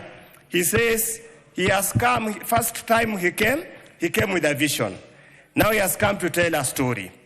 I don't know which story that story is being told, whether it's provided for in the Constitution, but that's besides the point. But in paragraph 6, Honorable Speaker, he clearly says, evidence of promises made and promises kept. And that's where the crunch of the matter starts. When the president was looking for votes, when the president came to address this house the first time, he sold to us the manifesto, the plan of Kenya Kwanza UDA. And it's a document that's easily accessible, and it's a document that has been translated in quite a number, transmitted into a number of government policies that we are pursuing now, popularly called as better. Honorable Speaker, one of the promises the president made to this country was to address retrogressive taxation and regulatory compliance. Whether that has been achieved, the jury is outside there. But for the record of Kenyans, this is now the taxation, the number of taxes that Kenyans are subjected to pay every single day, every single year. Payee now ranges between 10 to 35%, depending on the salary band. Now there is SHIF, 2.7%. There's affordable housing levy, 1.5%. Corporate taxes are 30%. VAT is 16%. Capital gains tax at 15%, rental income tax at 7.5%, NSSF is at 6%. Honorable Speaker, I do not know whether we have achieved addressing retrogressive taxation. Secondly, on the issue of regulatory compliance, the country, the newspapers, is inundated with members of this country who have hanged themselves, who have committed suicide because of the retrogressive compliance regime perpetuated by this regime. Honorable Speaker, the second promise was to improve reliability and bring down the cost of electricity. Honorable Speaker, records available indicate that electricity cost in Kenya is USD 0.221 compared to African average. Africa, I'm not talking about any other countries, 0.134. That means Kenya's electricity rates is much, much higher, even the average African country, the poorest continent that we have here. Honorable Speaker, we were promised capacity to improve their secondary schools, to guarantee access to quality education and reduce the cost of education. As we stand here today, Honorable Speaker, capitation has reduced from 22 to 16,000, yet now making education more expensive than it was. Honorable Speaker, then in paragraph 25, time may not allow, the president states the inflation stood at 9.6 in 2022, is now at 4.6 in 20 in this month, bringing much needed relief to households. The households are not relieved, Honorable Speaker. The cost of living is much higher. When you look at the CPE, that's Consumer Price Index for this particular year, is much, much higher at 146.84 points compared to 111.886 points in the year 2022. Honorable Speaker, we might try to massage or cover or oil the dead horse at the horse's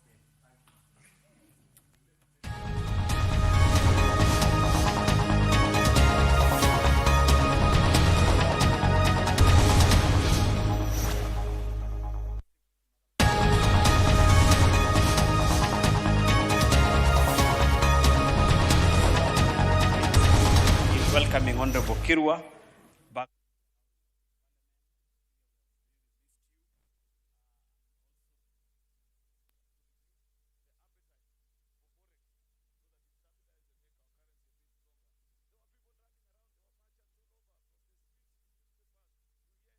Saying how this is a scam and it will never work. 3 years down the line, Mr. Speaker, there are countries that come purely sent by none other than their heads of state to meet with the representatives of the Ministry of Petrol and Energy just to study how that program is being implemented here so that they can go and implement it. So sometimes we beat ourselves too hard, Mr. Speaker. Of course, I understand it's because of politics and people have to make their bread, Mr. Speaker, through some of the things that they say, but you cannot argue with results. You cannot argue, for example, with the contribution that G2G has made in stabilizing our currency, Mr. Speaker. This progress, Mr. Speaker, has not been without its own share of challenges, Mr. Speaker. In fact, that is why, just in concluding that topic of economic management, Mr. Speaker, is that the President reminds us that actually all the leading global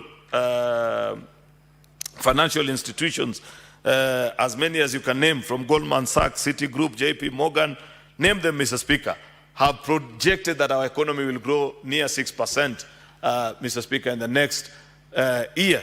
I believe we can do better, Mr. Speaker. And in fact, with the interventions that have been made or that were proposed on that particular day, upon successful implementation, Mr. Speaker, of world-class infrastructure, Mr. Speaker, supply of energy that is enough to power up our industries, that is cost-effective, Mr. Speaker, irrigation to make sure that we are a food-sufficient country and reduce our dependence on imports, Mr. Speaker, so that ordinary farmers, Mr. Speaker, can feed the country and even feed the rest of the world through exports, Mr. Speaker, are things that will ensure that we move towards our dream that I've had from, I think, as soon as I started voting.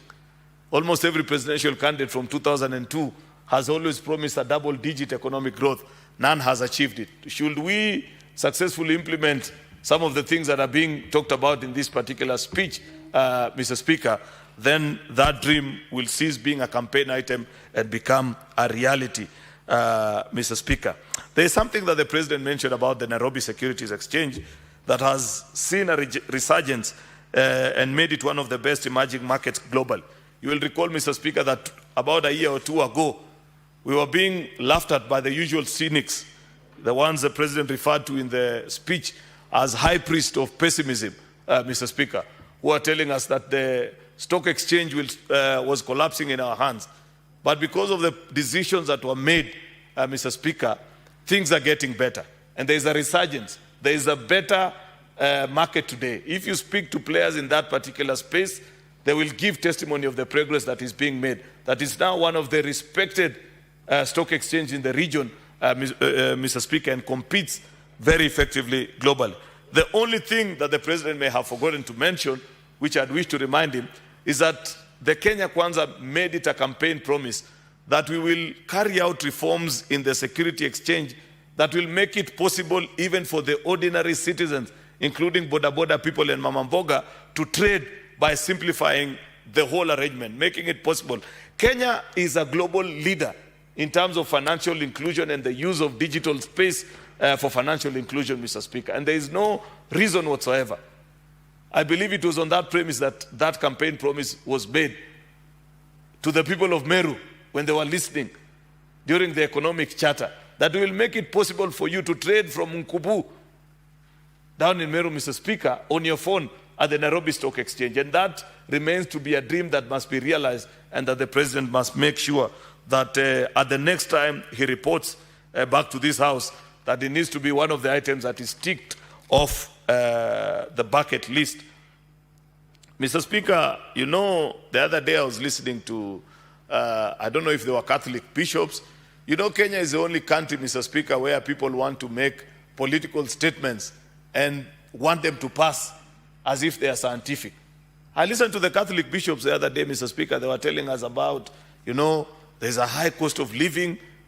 I thought, Mr. Speaker, there's a scientific way for measuring cost of living. And there are indices and pointers to which you look at, Mr. Speaker, to establish whether there is a high or a low cost of living in a particular country. This one that we have reduced into a political talk of just saying, oh, bei ya maisha imeenda juu, Mr. Speaker, that is political rhetoric, which myself and the rest of a politician, when you are doing opposition politics, we are allowed. But I don't think it is in the place of credible institutions to reduce themselves into making that particular noise. So long as interest rates, Mr. Speaker, are coming down, so long as inflation figures are going down, meaning that the purchasing power of the ordinary citizen is improving, the amount of money, disposable income that is available to them, the goods that they can buy with 1,000 shillings is more than that which they could have bought a year ago due to the lowering of inflation, Mr. Speaker, then which cost exactly are people talking about?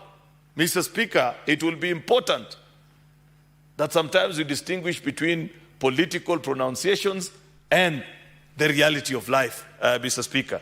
The cost of basic commodities, the very basic things that we normally refer to in this particular dispensation, ordinary things which the people that we represent buy off the market, You can establish and draw a parallel of what was the cost back then and what is the cost right now, and you would establish whether what is being said here is true or not true, Mr. Speaker. Mr. Speaker, you know, sometimes I hear people say very ignorant statements. Oh, where will William Ruto get the votes from? I don't know, there are people who are angry with him because of, what is it called, this one, the deductions for the housing levy. And I don't know this other one. While you may record some of the people that you'd say for one reason, first of all, there are many other people that I meet every other day who make their share of contribution in paying taxes and some of the deductions, including SHA. And the only concern that they have is that whatever deduction has been made out of them, so long as it is put to prudent use, they don't feel as if it is money that they have been robbed from, Mr. Speaker. So long as the resources in SHA, they see it benefiting the ordinary citizen, and it's a national contribution which they can see it is easing the burden of millions of other Kenyans who ordinarily will never have afforded to go to a hospital even, Mr. Speaker. But now, because of the confidence of our membership in SHA, can actually visit a public hospital or even a private one sometimes and get treatment, Mr. Speaker.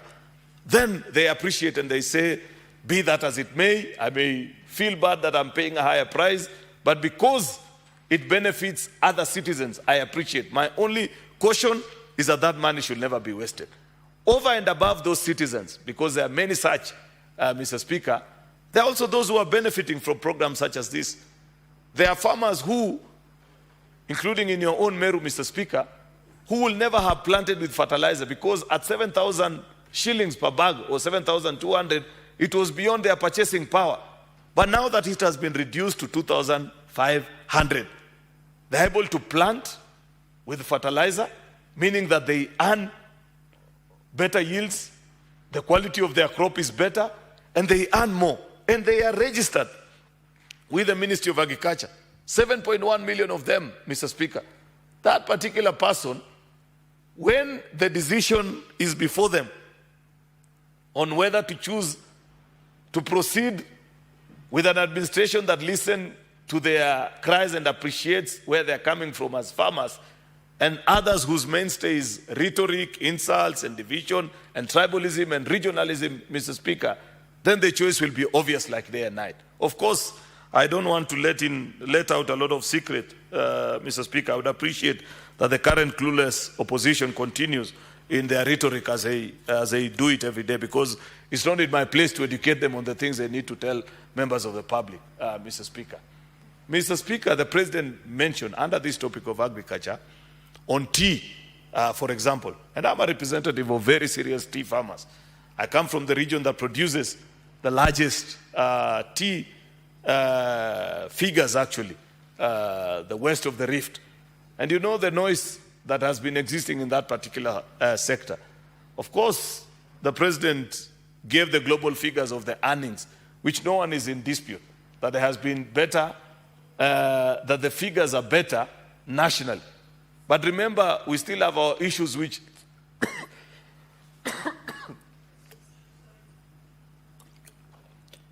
Mr. Speaker, remember I had cautioned that I have a cold and will not talk for too long. In fact, apart from this one of tea, I'll just cover maybe one or two other things. Then I leave the rest to my colleague to speak about also. Is that, you know the challenges that we have in the tea sector, especially farmers from the west of the Rift. Recently, there were earnings from the KTDA factories which brought a lot of complaints from my farmers, Mr. Speaker. And particularly because of two things that KTDA has refused to do. Number one, they have refused to use a scientific method in the determination, Mr. Speaker, of the quality of tea, which is one of the items that they consider when making a determination on the price for the buyers to pay. And so long as that remains unaddressed, I don't think my tea farmers will be happy, Mr. Speaker. Second, and most importantly, we must see investment in the tea subsector, Mr. Speaker, of the economy to stabilize that market, especially given the fact, Mr. Speaker, that there is need for new markets where our farmers can sell their tea apart from the traditional markets that we have been used to Mr. Speaker. Tea farmers have held the agriculture sector in this country for too long. They are the only farmers that have never benefited from a serious government support program. And therefore, I don't think it will be too much for asking if farmers, particularly those in the west of the Rift, ask that during this difficult time, Mr. Speaker, that they benefit from such a program so that they can earn better. Otherwise, I appreciate this increase in earnings from 138 to 215 billion, but the only way it can make sense, Mr. Speaker, is if the ordinary farmer from deep down in the villages from where we come from, Mr. Speaker, can see that and record it as an improvement of earning, particularly from both KTDA, Mr. Speaker, and the other privately run factories as well, Mr. Speaker, so that they earn better. The coffee subsector, Mr. Speaker, which, and I know you're a representative of coffee farmers, and you know in 2022, many people were nearly uprooting their coffee, Mr. Speaker. But because of interventions that have been done, Mr. Speaker, the farmers now are happy. In fact, I once recorded in this house one afternoon that rarely do members of the public tell us thank you for the things that we do. But at least I know it on record, Mr. Speaker, that in all the public functions that I have gone to in coffee growing areas in my county, the farmers appreciate and they say thank the president and thank you as our leaders because of the interventions that you made in the coffee subsector, Mr. Speaker. Today we are earning better. I hope that we can carry on that progress and achieve more. I know cotton production is mentioned. There are colleagues from that region who will speak about it. I represent sugarcane farmers as well. I know that a lot has been done in that particular subsector, Mr. Speaker, and a lot more remains to be done. But at least as we speak today, Mr. Speaker, farmers in the sugarcane subsector are happier than where they were 2 or 3 years ago. Because of reforms in that sector, the bill that we passed in this house, Mr. Speaker, the support that they have gotten from the government, at least right now they are receiving payment and that they are back to their farms actually, Mr. Speaker, and the production in that area is better. There is a surge actually in the area under production. More than 200,000 acres extra has been put under farm because once a farmer is assured of payment for their goods and services, they are happy about it. The same can be said of our livestock sector, particularly the leather industry, Mr. Speaker. There's a lot of intervention that's still needed there, but the progress is therefore recorded. Under the dairy sector, I'd mentioned, Mr. Speaker, that while there's good progress in terms particularly the decision, Mr. Speaker, to reduce the cost of sex semen from 8,000 to 1,000 shillings. I hope that in future, Mr. Speaker, we can intervene and ensure that as well we have actually made intervention. I know you are a representative, Mr. Speaker, of one of the largest dairy cooperative union in the country, one that many in the country admire. And you know that during the annual general meeting, including the one for this year, because I watched it when the president was there, the number one thing that dairy farmers continue, and I'm one of the dairy farmers, though at a small scale level, Mr. Speaker, one of the things they plead for is whether there can be better intervention to bring down the cost of feeds, because it's one of the things that continues to challenge. So, Mr. Speaker, I hope that that is an area that jointly we could worry about. Therefore, Mr. Speaker, there are many, many things that I could record, and there are many conversations that will arise out of this speech, including the bold vision that the President sold, especially the focus on the 4 key areas. It is my hope, Mr. Speaker, that when members rise, they'll give their thoughts and share that which they feel needs to be done to make Kenya a better republic, Mr. Speaker, so that things move and we achieve the progress that you have always yearned for. With those very many remarks, I would have wished to say more, Mr. Speaker, but like I have observed, I have a cold, and I'm struggling, actually, as I do this, and I don't want to cough away, Mr. Speaker, the afternoon. There is still a lot to be said, which I believe my colleagues who are in the House will get an opportunity. With those many remarks, Mr. Speaker, I beg to move and request the Senator for Migori, Senator Eddie Okech, to second. Senator Eddie Okech, you second the motion.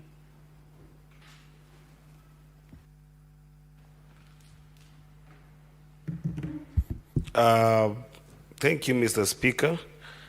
And I want to thank the Majority Leader for the trust that he has with me to be able to second this momentous,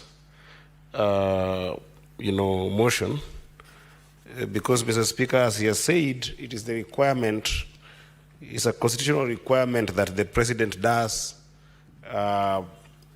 give this kind of report on, all the measures that he has taken and progress that he has achieved with realizing all our national values, as well as intentionally giving a progress to the country on the fulfillment he has had in his international obligations, and most importantly, giving the state of security, which is not only in terms of hard security, but also in terms of economic security, as well as other forms of security, including food security. So, Mr. Speaker, I think that this is an honor for which I wanted just to make a few comments. And I'll start my comments, Mr. Speaker, by appreciation to the fact that I found this year's address more comprehensive and more particular in certain ways. To start with, Mr. Speaker, we find ourselves this year in a broad-based arrangement. And this broad-based arrangement, Mr. Speaker, was brought by a number of indices last year, including the aftermath of struggle of young people on the streets that perhaps was leading to us losing our country. But that could be just something that was a pretext to where Kenya has been. Kenya has been facing a lot of challenges since independence, as the President did indicate here. And for me, I've always held the view that the biggest challenge we have faced as a country in a post-independent Kenya is the challenge of equalizing our country, the challenge of being able to offer equal chances for our country.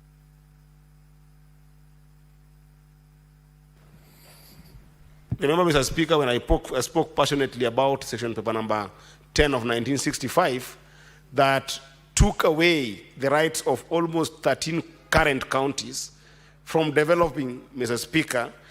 It was made so because a few of us in the country, a few of self-seeking leaders in the country, have always believed that some parts of the country should develop more than others. And that's why it was very critical, Mr. Speaker, if you read the line number 12 of the President, he said that we examine the achievement of the past 3 years, results that have laid a firm foundation for equality of opportunity and a nation where no one is left behind. This touched me because it shows the fundamental vision that the President has, which is to equalize the country. And I think this was where the broad base was formed.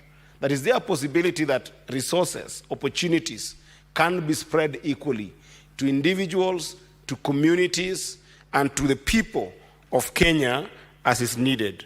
Mr. Speaker, after that, the President went ahead in line 13 of his speech to speak about a vision that we must grow into, which he desired and he called the country to be able to think about, is there a possibility that we can grow together, not only to the extent that our people can be able to have these equal opportunities, but also to rise to the third, from the first, to the first world, from the third world countries, Mr. Speaker.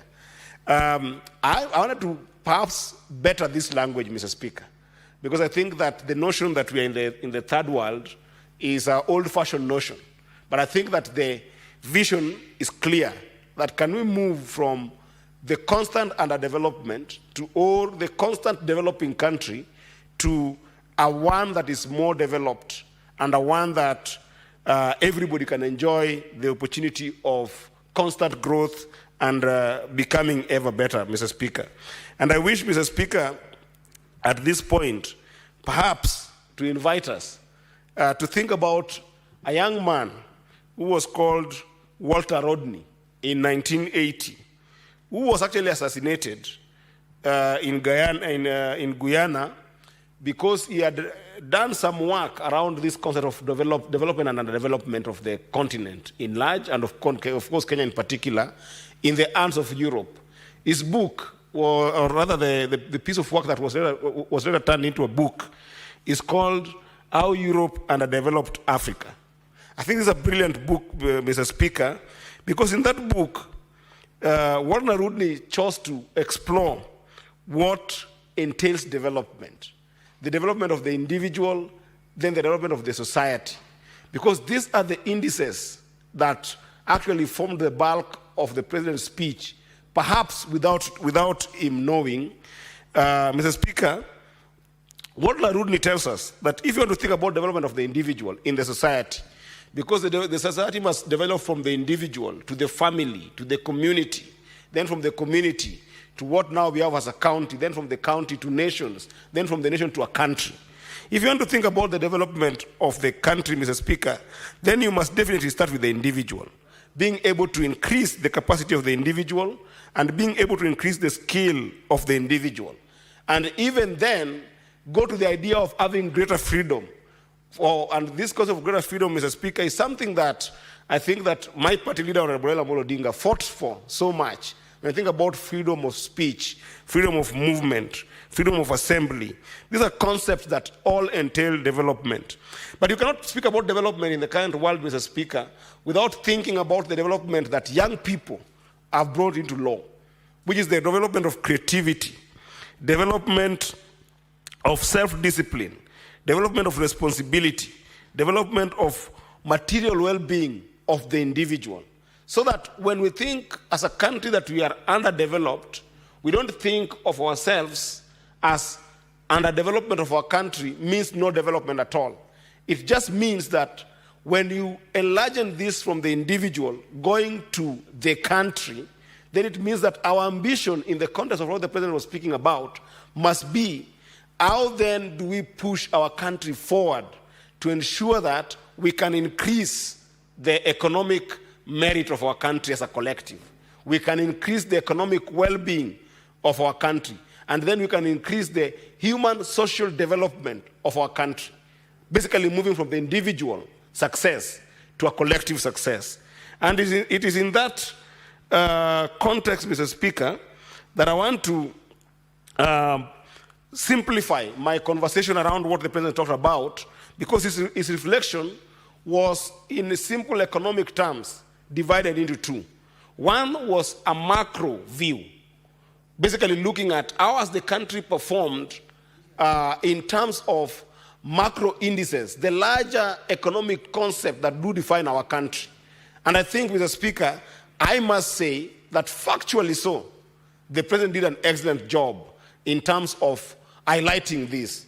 And I don't want to belabor some of them because the majority that did belabor, did explain most of them. But certainly, when he looked back at the success, Mr. Speaker, he looked at those macro concepts that have made our economy show a strength on a national and international stage in the backdrop of everything we have experienced since 2022. For instance, Mr. Speaker, the president did focus on line 25 on inflation, which at the time that this government came into power in 2022, the inflation was at 9.6%. But then now it has declined down to 4.6%. These are strengths that we must be able to build on, because it basically shows that there is some proper stabilization in terms of the propensity of our people to consume, the purchasing power parity of our people to be able to interact with goods and services in our economy, Mr. Speaker.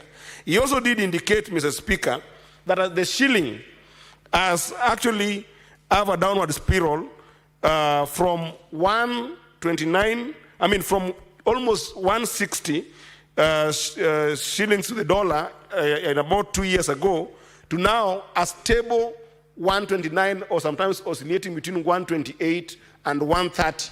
I think this is a perfect representation of what's happening in the country, and indeed has been able to make our country stable. But I wish, Mr. Speaker, that the president would have also shown the success on the macro level. And the macro level, Mr. Speaker, is basically how have these things impacted the individuals in this economy, Mr. Speaker? Because if you had focused on this bit, Mr. Speaker, I believe that perhaps the speech could have been more palatable to the population. For instance, how I wish that he could have unpacked things like prices of goods and services in the economy. Because it is true and factual that when the president took over power, the price of milk, for instance, was 35 shillings in 2022. But now, the price of milk to the farmer has increased to 45 shillings, meaning that in the income aspect of a milk farmer, this government has increased 10 shillings in that pocket. If he had put that in place, I think that the milk farmer could have understood him better, instead of just the macro element that he did share. Mr. Speaker, we remember that in 2022, when the president took over the office, the coffee farmers in this country were retailing their coffee at about 65 shillings. Right now, it is factual that the coffee farmer is retailing at 110. If a farmer is getting a share of the retail price of over 50 shillings because of this, I think this should have been highlighted by the president in a way that would make it palatable to the common mwananchi. Mr. Speaker, it is also true that he mentioned that the tea earnings have increased from 138 billion to now about 215 billion. But I think that if he had debunked that by bringing the concept that that has led to the impact for the green leaf prices to rise from 50 shillings to now 60 shillings, it could have done a better job in terms of explaining to the populace that actually the impact in the income of the farmer has become 10 shillings more since he got to office. Mr. Speaker, I can go on, but I'm seeing, I don't know why my light has come up very, very soon. But I think, Mr. Speaker, even talked about the element of how sugarcane industry has performed. In the macro level, we have increased production from 490 million metric tons to about 815 million now. But I think, Mr. Speaker, more exciting to the farmer is to indicate that this has actually impacted the importation of sugar that we used to have by cutting it by 70% down, meaning that this has impacted the cost of production to sugar farmers and increased even money in the pocket of sugarcane farmers. Because when you cut importation by 70%, Mr. Speaker, what it basically means is that for the sugarcane farmers in this country, we can say without a doubt that the president has managed, or the government has managed to increase the price with which their cane is being taken, to increase the price with which their cane is being weighed, but most importantly, to increase the speed with which the cane farmers are now being paid. These are some of the macro levels, Mr. Speaker, that I think that the president did miss in his speech because he focused more on the macro level, that most of the critiques of the president's speech might have missed the impact in terms of the taste of consumer products that people are getting in this country, the impact in terms of the individual income that people are having in this country, the impact in terms of the growth level that people are having at the household level. This is where we should have focused on and made sure that the president's speech come very, very strongly. For instance, Mr. Speaker, the president indicated very well, and it is factual, that he has managed to employ 76,000 teachers. When he says that, the number looks so big at a macro level. But the people miss the fact that all these 76 teachers, all of them earn an average of probably 40,000 shillings to about 100,000 shillings. That means that he has put into the pockets of households a lot of money that is having impact at a micro level. These are the hits and misses that I think that the president should have focused on. But very quickly, Mr. Speaker, because I'm seeing the yellow light, Mr. Speaker, it was important to indicate that The president also did cast a vision looking forward with the idea of the National Infrastructure Fund, which also was backed up with what he called the National Sovereign Wealth Fund. And I think, Mr. Speaker, this is a very brilliant idea that can be able to help our country move forward. Mr. Speaker, I must comment here that this House of Senate has originated some very important bills that sometimes the National Assembly do not appreciate that they Clerk, give Senator Eddie just 1 minute to summarize his contribution. Yes, I was just saying, Mr. Speaker, that, for instance, the National Sovereign Wealth Fund is something that I have proposed in this House. It's a bill, actually, that is ongoing through scrutiny in this House, Mr. Speaker, that nobody has appreciated. When we talk about stabilizing our revenue structure, this is something that has come from this House that I think that it will be important that when our bills come from this House, they are appreciated, and when they go to the National Assembly, Mr. Speaker, they are supported because they are some of the most wonderful ideas that can help this country move forward. With that, Mr. Speaker, I wish to support and second and appreciate all at the same time. I thank you, Mr. Speaker. Thank you, Senator Eddie Okech. Senator, I'm just checking, Senator Joyce Korir. Oh, okay, sorry.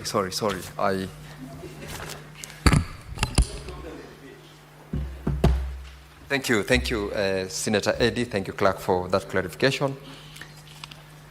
Honorable Senators, having had the motion being seconded, I now propose the question.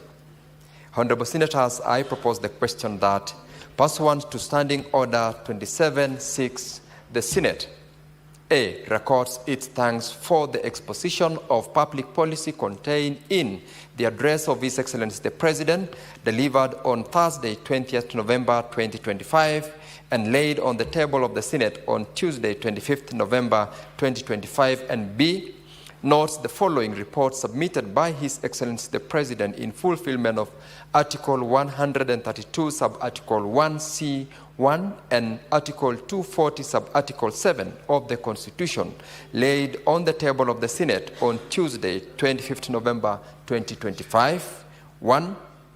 12th Annual Report on all measures taken and progress achieved in the realization of national values and principles of governance, and 2. The Annual Report to Parliament on the state of the national security 2025. National Security 2025. Now, Honorable Senators, this motion is available for comments, and I will invite the members who've requested to comment on the motion. I'll start with Senator Joyce Korir.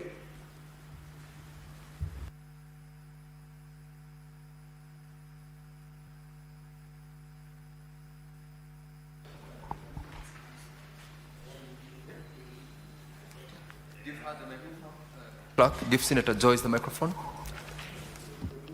Thank you very much, Honorable Speaker, for giving me this opportunity to also give my views on the state of the nation addressed by His Excellency the President, Dr. William Samoei Ruto. Honorable Speaker, as it has been proposed by my honorable colleagues, Honorable Speaker, allow me to really thank the government for the strides that they have made since the inception of these, or since they came to power in 2022. Honorable Speaker, this government came in at such a time when things were so tough, when life was so hard, when the prices of the basic needs were so much higher. Honorable Speaker. Honorable Speaker, I just want to thank His Excellency the President for making sure that this country is unified, not only politically, but socially and economically, Honorable Speaker. Today, as we speak, we are speaking from the perception of the broad-based government. The broad-based government that has brought everyone on board, Honorable Speaker. I must commend the honorable members of the two houses, because a government or the executive cannot be able to deliver if not through the support of these houses. I extend my appreciation to the entire staff of this house, of the both houses, because they've been able to assist the honorable members to make sure that they discharge their services accordingly, Honorable Speaker.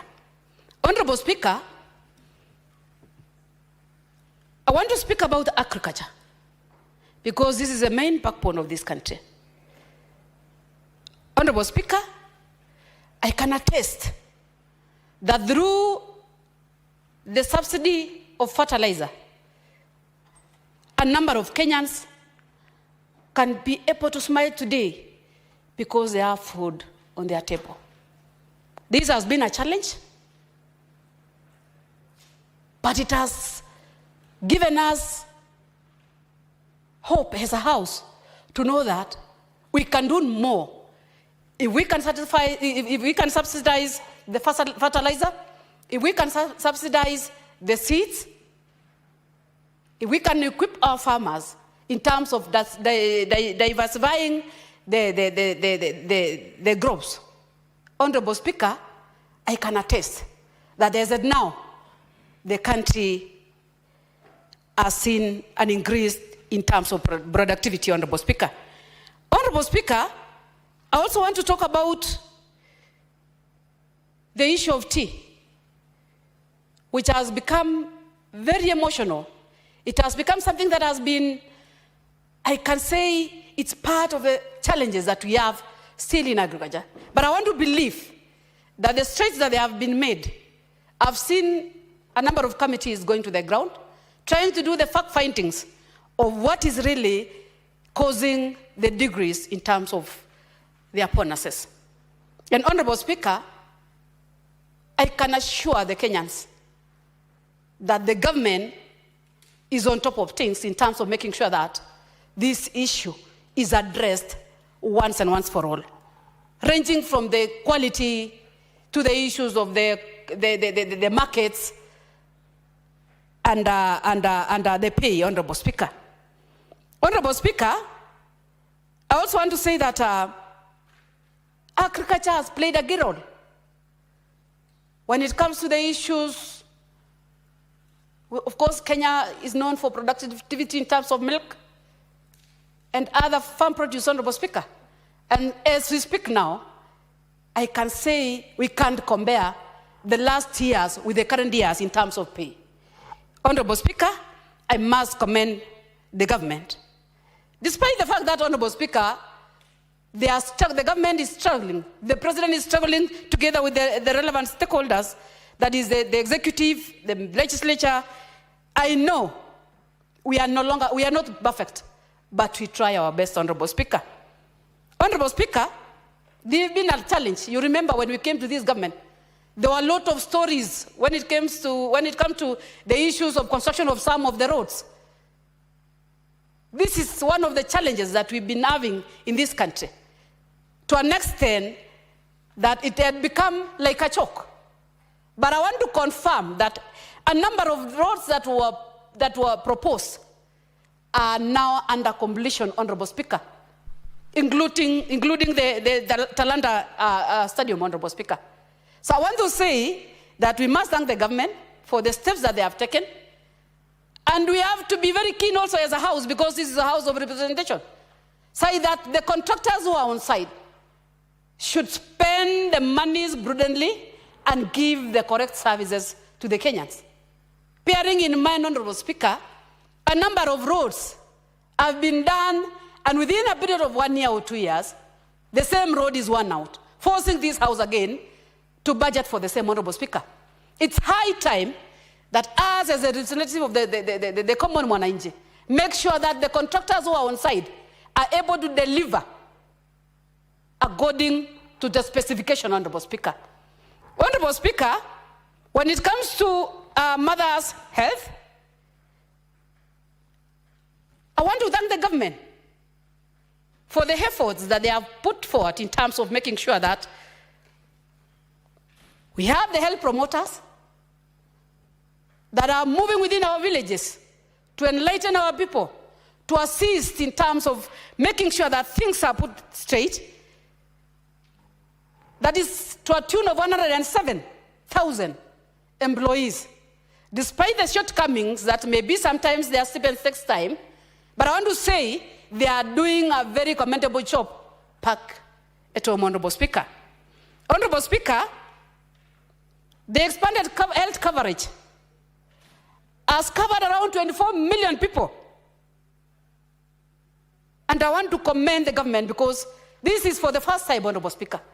We used to have the NHIF, which was marred with a lot of corruption issues, Honorable Speaker.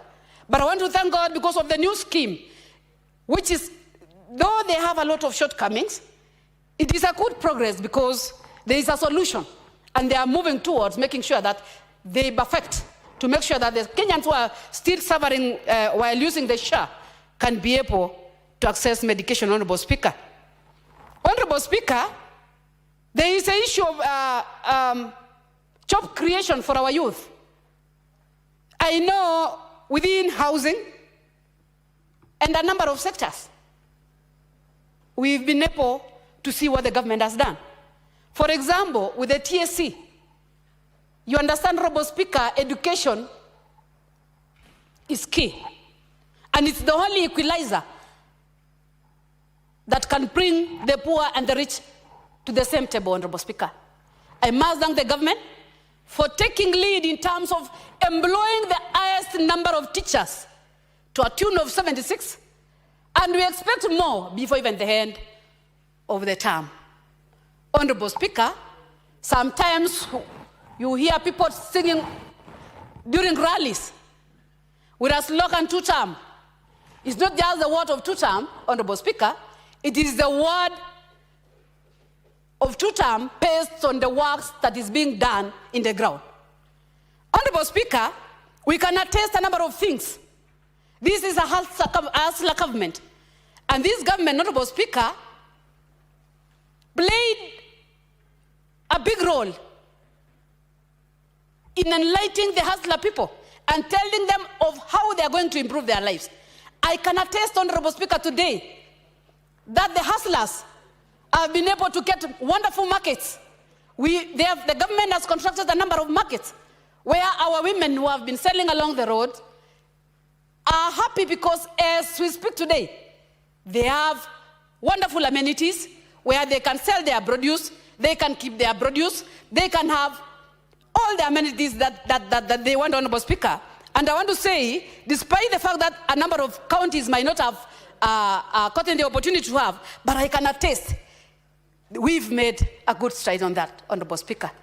Not only that, there was also the aspect of supporting the youth through the Nyota program, which I know a number of us saw it the other day when it was being rolled by the government, assisting our youth with 50,000 shillings and enlightening them on how best they can do these businesses, Honorable Speaker.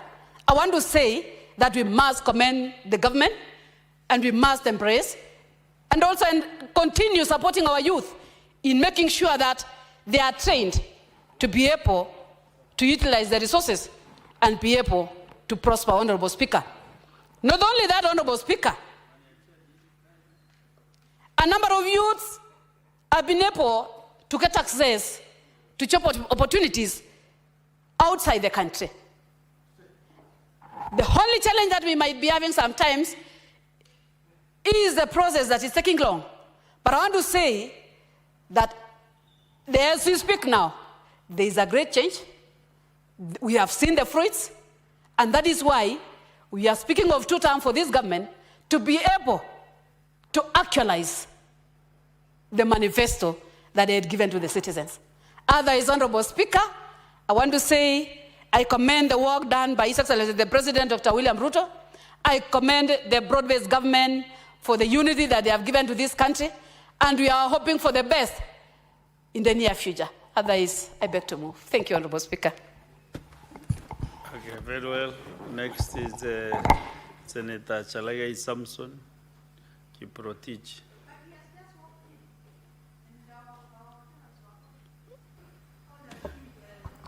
Mr. Speaker, thank you very much. As I rise to... Just a minute. Okay. Senator Toviko Pelis. You are bordering on a very dangerous grounds. I'm the chair of this session. You know, seasoned senators know how to go about it.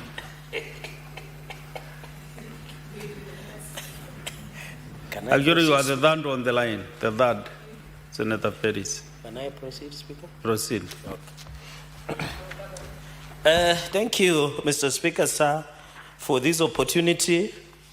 Mr. Speaker, sir, in the same spirit, I want to congratulate Senator Crystal Lasige. Mr. Speaker, she's launching a single called Better this Friday. And it is going to be one of the inspirational album sings, Mr. Speaker. And I'm happy I listened to her at Energy Radio, and she wants a better for this country the way President William Ruto wants this country to move from third world to the first class. And we congratulate her in advance. I hope we can attend her launch of the single album called Better. It's one of the best songs that I've listened of recently. It is not allowed in standing orders. I would have belted one or two lines, Mr. Speaker, sir. So, Speaker, sir, I want to congratulate the President. In as much as he is fulfilling his constitutional duty under Article 132 of the Constitution, this was one of the brilliant, pragmatic, and the real status of how the government is as of today. The government of 2022, when President William Ruto took over, many Kenyans were hopeless. The economy was going down, Mr. Speaker. Even devolution was almost collapsing.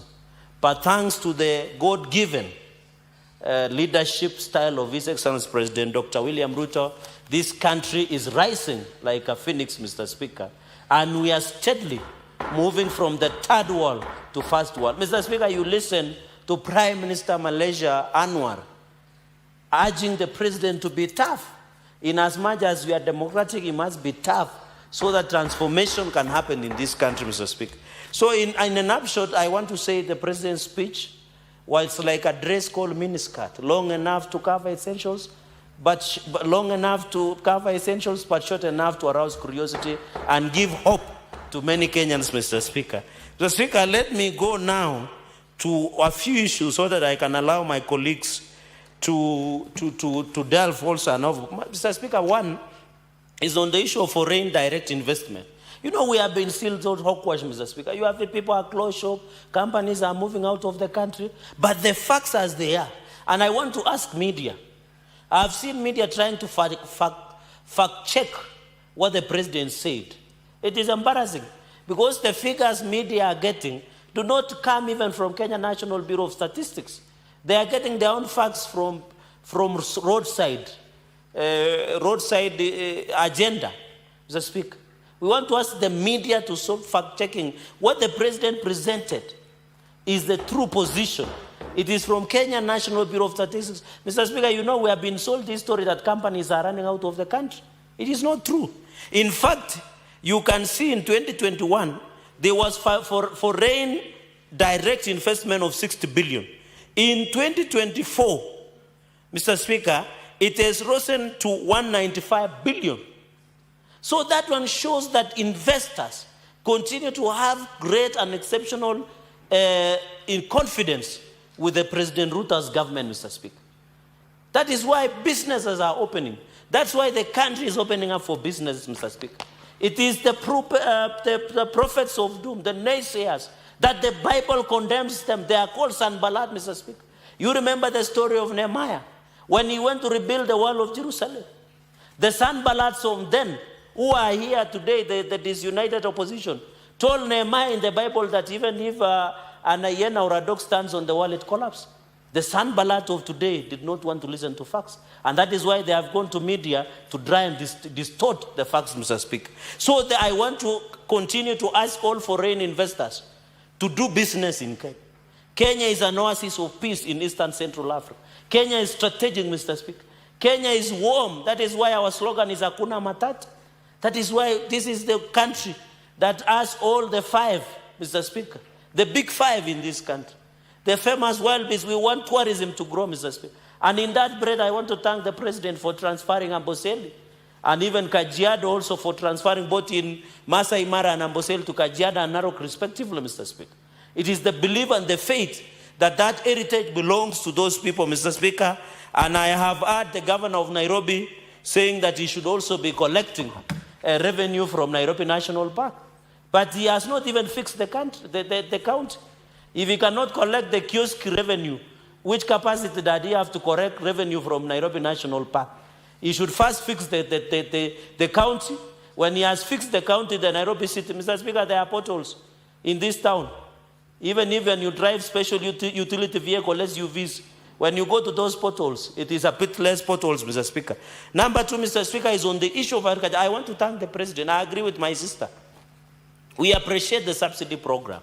What we want to appeal to our counties, and Mr. Speaker, this is where the disconnect is. As the President moves to ensure there is subsidy program of fertilizer, Mr. Speaker, let the counties do what we call last mile distribution of fertilizer, Mr. Speaker. For example, in Nandi, I have 4 or 5 depots of National Cereals and Produce Board. One in Celia, another one in Lesos, another one in Mosoria, Mr. Speaker, and another one in Maraba Tindret, and a temporary one in Kobuja in Aldai, Mr. Speaker.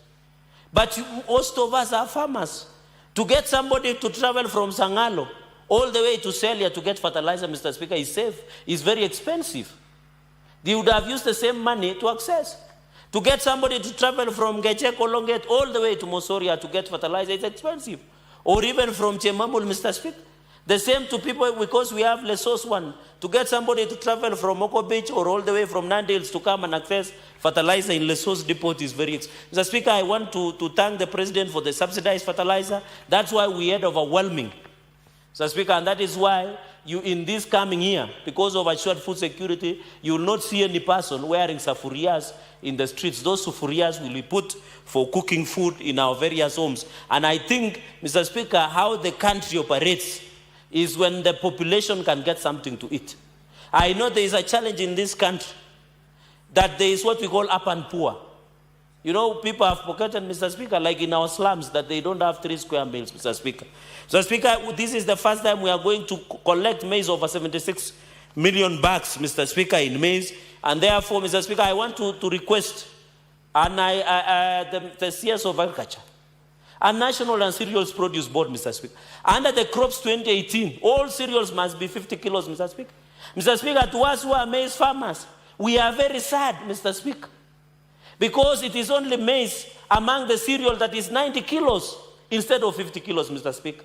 Potatoes is 50, beans is 50, the macadamia is 50, dengu is 50 kilos. Why, when it comes to maize, it is 90, Mr. Speaker? And I want to challenge National Cereals and Produce Board to follow the Crops Act of 2018 that demanded all cereals must be 90 kilos, Mr. Speaker. We hope NCPB and Ministry of Agriculture will issue a circular because we are harvesting, Mr. Speaker. This is harvesting season, and we don't want to experience what we call post-harvesting. On the issue of tea, we are still sad. I'm happy the Deputy President, Professor Kithure Kindiki, when he came to Nandi, he assured the tea farmers that he's going to sit with us, especially from the West Rift, from Bomet, Kericho, Kisii, Nyamira, Nandi, and Wasingishu, and even Bungoma, where tea is grown, even Trans Nzoia, Mr. Speaker, so that even Vihiga, so that we can sit and look at the low bonuses, Mr. Speaker, and poor tea pricing, Mr. Speaker. It is so sad. Mr. Speaker, you saw I brought a statement where they are still using tanks to test tea in Mombasa, Mr. Speaker. God forbid, if you are testing 10 glasses of tea sampling, and that person has passed the house of Nyasi, what do you call Nyumba ya, allow me with Nyumba ya Nyasi, maybe you have taken something somewhere that is other than tea or juice or water, Mr. Speaker. Will he still feel the same testing when they are sampling tea? No. So that is the issue of means we need to establish testing centers, especially in the west of Rift, and I have agreed with colleagues, parliamentarians, that we need to actualize. So on the issue of agriculture, Mr. Speaker, the President has done very well, even in sugar sector. For the first time, sugar farmers are going to get bonus, Mr. Speaker, just like tea farmers, which is very unique under President William Ruto's administration, Mr. Speaker. And therefore, I don't want to, in agriculture, the only problem we are facing now, Mr. Speaker, and I know it's also in Meru, because also we produce milk, you realize KCC has delayed paying farmers for the last 4 months. Mr. Speaker, I want to challenge the KCC management, new KCC, to ensure before we go to December, all farmers that are supplying milk, Mr. Speaker, that are supplying milk to KCC must and should be paid before. That is the best Christmas gift to our farmers going into the future, Mr. Speaker, because it's unfortunate. The 50th point, Mr. Speaker, I am happy that over 27 million Kenyans have registered under SHA. I want to repeat and encourage Kenyans and assure them that SHA is working. For us who work around our constituencies over the weekend, you meet testimony. I know when you go to Pastor Nganga's church, Mr. Speaker, in Neno evangelism, there is what we call Lushuhuda time. The testimony has, because we are also like preachers, whenever we work, even in Meru and in Nandi and in Bomet, and even in Mombasa, and even in Kajiado, and even in Bungoma, is that SHA is working. That is why over 27 million Kenyans have registered against 55 million, Mr. Kenya. And when I said here that young people should not fear to get married and get children because SHA is working, it's true. 10,000 for natural delivery, Mr. Speaker, 30,000 for CS operations, Mr. Speaker. SHA is even enhanced the critical care, Mr. Speaker, fund that will ensure when even you are traveling, even to India for medication, you are given up to $500,000, Mr. Speaker. That proves that SHA is working. Universal health coverage, Mr. Speaker, I want to challenge my colleagues under Article 43. Access to health care is a human right, Mr. Speaker. And that is why the President is pushing for SHA to ensure the HC, UHC, universal health coverage is ensured, Mr. Speaker. And I want to continue to appeal and encourage the Ministry of Health and CS Duale to proceed and ensure each and every Kenyan has access to SHA services, Mr. Speaker. That is how we'll give value to each and every Kenyan. The 6th point, Mr. Speaker, was on the issue of teachers. There is no government since Jesus 2000 before Christ, Jesus lived. No government in Kenya has hired 76,000 teachers in one go. This is a miraculous government, Mr. Speaker. And before the new year for CBE, in grade 9, the government will add another 20,000. I want to encourage, Mr. Speaker, because I know your phone. You just showed me your phone a few minutes ago, that most of the JSS interns are texting us that confirm us to permanent and pensionable. We are aware they are earning 17,000, Mr. Speaker, which is not even enough, Mr. Speaker. Mr. Speaker, I'm told even it is breaking their marriages, because as a JSS teacher, you cannot live with your wife in Nairobi. You leave them in Mulot, somewhere in Bomet, or you leave them in Mosoriat in Nandi, so that you can save a little, Mr. Speaker. I want to challenge TAC, because we have given them money through budget. They must confirm the 20,000 junior secondary schools interns under permanent and pensionable and ensure their salaries is commensurate under Salaries and Remuneration Commission. So I want to appeal to JSS, who are sending us a lot of messages, that we have heard you, the government is on it, they will be confirmed into permanent and pensionable. The ones who have 1 year extension will be. Mr. Speaker, I agree that 1 year contract is sufficient for any teacher to be transited. And I agree with even the youth, Mr. Speaker. The issue of internship, we have brought a motion, I want to thank the House, that anybody who goes to internship, they should go for 12 months. After that, they must and should be absorbed into permanent and pensionable under Public Service Commission or under county government, Mr. Speaker. Mr. Speaker, on affordable housing, I want to encourage Kenyans, this is a reality, Mr. Speaker. Whenever I overfly Meru, whenever I overfly Bomet, Nairobi, Kisumu, Nandi, the issue of affordable housing program has changed the skyline of our cities and towns, Mr. Speaker. We need to move with that precision and ensure we assist the President. Mr. Speaker, I would want to ice the cake of the presidential address, Mr. Speaker, with the issue, Mr. Speaker, with the issue of infrastructure. Mr. Speaker, we are excited, and I expected my sister to touch on it, that on 28 this Friday, all of us, led by His Excellency the President of the Republic of Kenya, Dr. William Ruto, will be added to the launch of the dwelling of Rironi, Uplands, Mau Summit, Malaba Road, even via Kericho to Kisumu to Malava, Mr. Speaker. This is momentous occasion. The western part of Kenya, I know you come from Murema, Mr. Speaker, but we have suffered, Mr. Speaker. If the president will ensure this dwelling of Uplands, Mau Summit, Eldoret, Malaba, Mr. Speaker, and I beg for only 2 minutes, Mr. Speaker, because I will get emotional, Mr. Speaker, just 2 minutes only. Mr. Speaker, this dwelling of Uplands, Mauroni, Malaba, if the president dwells this, Mr. Speaker, I can tell you, it will change our lives. There will be more weddings. There will be more business.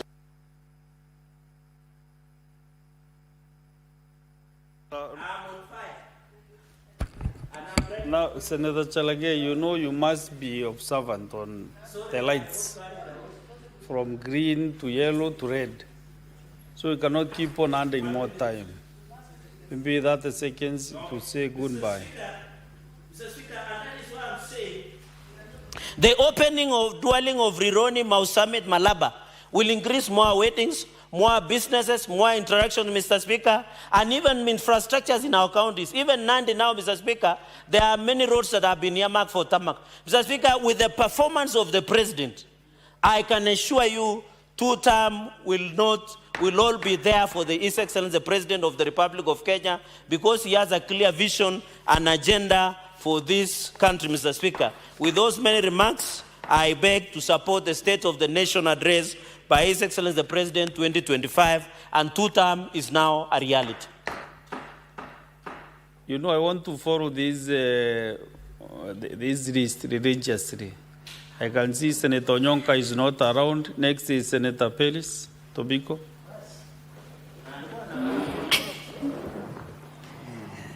All right. Thank you, Mr. Speaker. Mr. Speaker, I want to join my colleagues in registering my appreciation to the President on the State of the Nation address, Mr. Speaker, to Parliament. Mr. Speaker, I was in the House.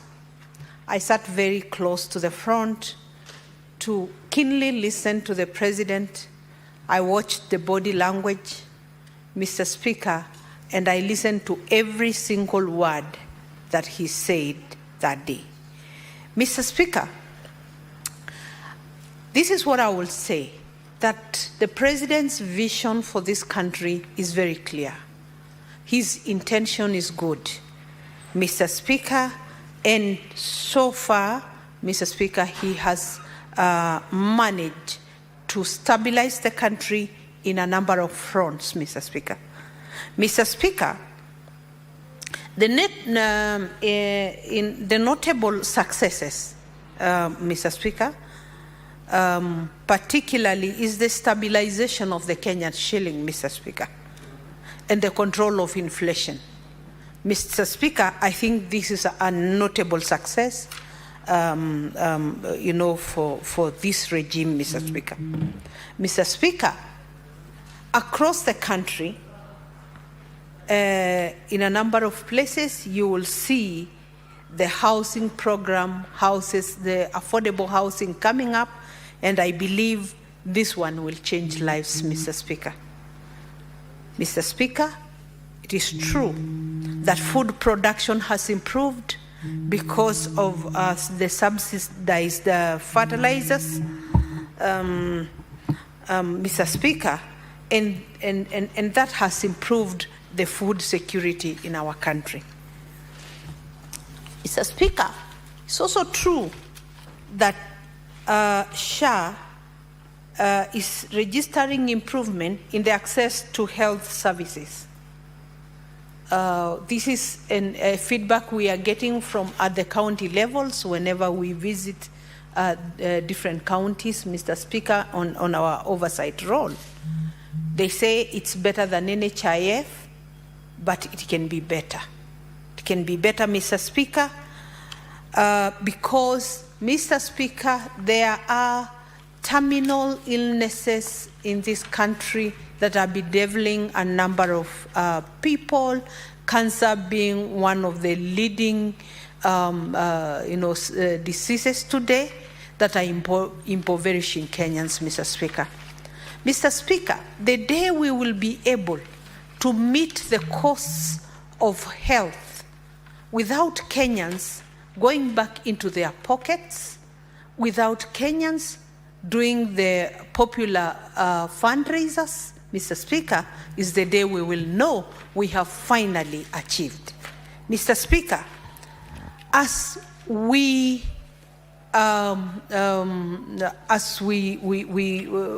applaud the President for the success and for the good initiatives, Mr. Speaker, we must also give him truthful feedback from the ground, Mr. Speaker. Mr. Speaker, we are still doing fundraisers.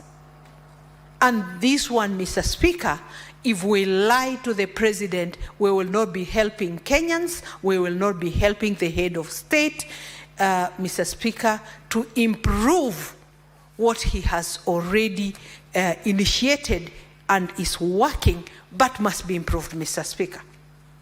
Mr. Speaker, last weekend, we were doing a fundraiser for a lady, a wife of a chief in my area, who has now been taken to India for medication, Mr. Speaker, and this treatment out of the country is costing millions. And this is not one patient, it is several patients, Mr. Speaker. So, Mr. Speaker, even as we go the route of SHA, and it is better than NHIF, and it is already making strides, Mr. Speaker, we must insist that Kenyans should not bear the burden of health services, Mr. Speaker.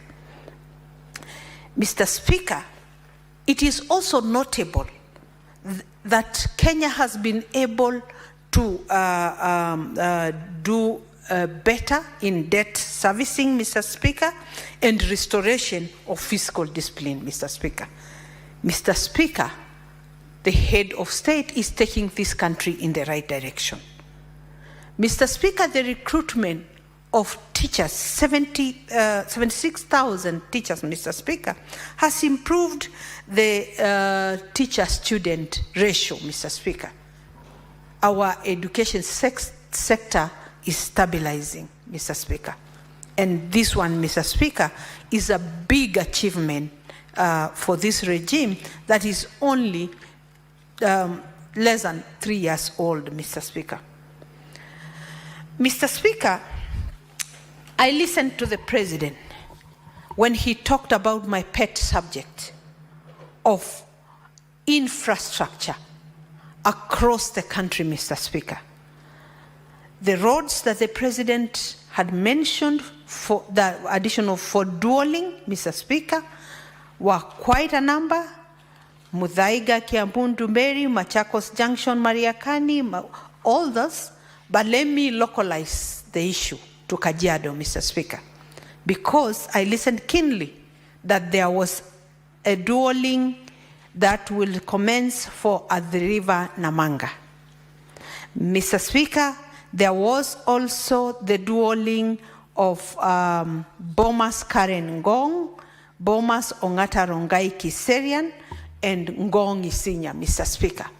Mr. Speaker, we can't wait for this to be done. I believe this will improve the movement of people and goods, particularly those Kenyans who work in Nairobi and go back to their residences in Kajiado, Mr. Speaker. Mr. Speaker, this is well noted. But, Mr. Speaker, it's also good to bring the feedback of what Kenyans noted with this speech, because they were listening together with us. They were in their homes keenly following, Mr. Speaker. Mr. Speaker, a lot of people in Kajiado have told me in the dueling of at the river Namanga, there are quick wins that the President could initiate. Within that dueling, Mr. Speaker, What is becoming a major problem for the people of Kajiado on that road is the gridlock, the jam at Kitengela. And so, even before we do the entire dualling of the road to Namanga, Mr. Speaker, if bypasses, link roads are opened up in Kitengela so that there is no jam, then the movement will be smooth, will be faster, will save on time and costs, Mr. Speaker. Mr. Speaker, this is a feedback from the people of Kitengela. The people of Kitengela need bridges, Mr. Speaker, because of the population now, so that people can also comfortably go across the town on foot, Mr. Speaker. Mr. Speaker, the dualling of Ngong Isinya, that includes the Kiserian Pipeline Road. Mr. Speaker, I was in functions in Kajiado West and Kajiado East this weekend.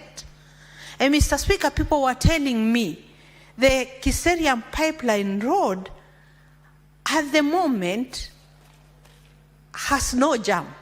In fact, what will assist the people of Kajiado more is an opening up, tarmacking of link roads to that road, Mr. Speaker. There is the corner Baridi, Inkiito to Kajiado Road. That if that one was tarmacked, will be more fruitful for the people of Kajiado. Mr. Speaker, if the Tuala Kitengela Road is completed because it was started, the tarmacking of that road, Mr. Speaker, can create a very good bypass for the Nairobians, for the people of Tuala, Rongai, to Kiseria, and to Kitengela, Mr. Speaker. Mr. Speaker, along the same road of Kiserian, oh no, that cannot be. Along that road, Mr. Speaker, if they open up Birika, Enga City, and on the other side, if they open up and tarmac Isinya Konza, Mr. Speaker, the people of Kajiado will be fruitful. Mr. Speaker, I don't know why the light has already gone yellow, because I have not used time. Mr. Speaker, Kajiado is part of the metropolitan area. Mr. Speaker, we have 4.5 minutes. All right, Mr. Don't panic. Proceed. Okay, Mr. Speaker, for the metropolitan transport system to be complete, Kajiado must be part of that infrastructural development, Mr. Speaker. Mr. Speaker, Kiambu, Nairobi, Machakos, Moranga have already received very good infrastructural development, bypasses, Mr. Speaker, very good roads, Mr. Speaker, but the people of Kajiado are still watching Nairobi from a very near distance, but it looks very far because we have no roads. Mr. Speaker, I want to give you an example of a road that I have mentioned in this house, and I will continue mentioning. A road that has been done from Mombasa Road, Stoniathi, just to, it looks like it was targeting to assist one facility, and after that, it is stopped. If only this road crossed the railway line to the schools in Kajiado, Naserian, Irpolosat, Mr. Speaker, or Naserian and KCA, KAG University, Mr. Speaker, the area will be opened up, Mr. Speaker. And a lot of you are starting homes in that area, Mr. Speaker. And they say there is no development, Mr. Speaker. These Kenyans who are moving from Nairobi to Kajiado, they need transport, they need roads, Mr. Speaker. They need to access Nairobi on a daily basis, Mr. Speaker. So, Mr. Speaker, let me say the President did very well in addressing some of the historical injustices. It might not have been mentioned in the speech, but the people of Kajiado acknowledge the transfer of Amboseli to Kajiado County. Mr. Speaker, in the same breath, I am telling the president there is a section called Oloirien, 74,000 acres, which was meant to be a wildlife corridor that has been a case in court, Mr. Speaker, between KWS and the community, Mr. Speaker. This needs to be part of the Amboseli dispersal area and needs to be recovered quickly, Mr. Speaker, reinstated to Kajiado County and to the Amboseli, ecosystem, Mr. Speaker. The sheep and goat, Mr. Speaker, and Pakasi Ranch needs to be brought back to the community because, Mr. Speaker, it is Kajiado that is the dispersal area for the wildlife in Nairobi National Park, Mr. Speaker. Mr. Speaker, we need community lands to be addressed. We need justice for the people of Shompole in Magadi, Mr. Speaker, on the issues of their land, Mr. Speaker. Kibiko and Vet Farm, Mr. Speaker, in Ngong should not be shared in boardrooms in Nairobi, Mr. Speaker. The community needs to be the ones to distribute the land or to occupy the land, Mr. Speaker, so that we feel our lands have come back to the community, Mr. Speaker. Mr. Speaker, on the issues of irrigation, the Ololo-Itikoshi Dam, which the designs had been done and completed, needs now to be, fast-tracked so that the Kitengela people, Isinya, can also, get enough water. Because, Mr. Speaker, we've been getting water from Nairobi. Mr. Speaker, on the issues of livestock products and value addition, Mr. Speaker, we are the people who have lots of hides and skins. And for production of handbags, shoes, leather shoes, Mr. Speaker, we could definitely be part of the net exporters in this country if we harvest this resource, Mr. Speaker. And milk production, Mr. Speaker, it's not possible for us to bring our milk to Nairobi without roads, Mr. Speaker. Mr. Speaker, we want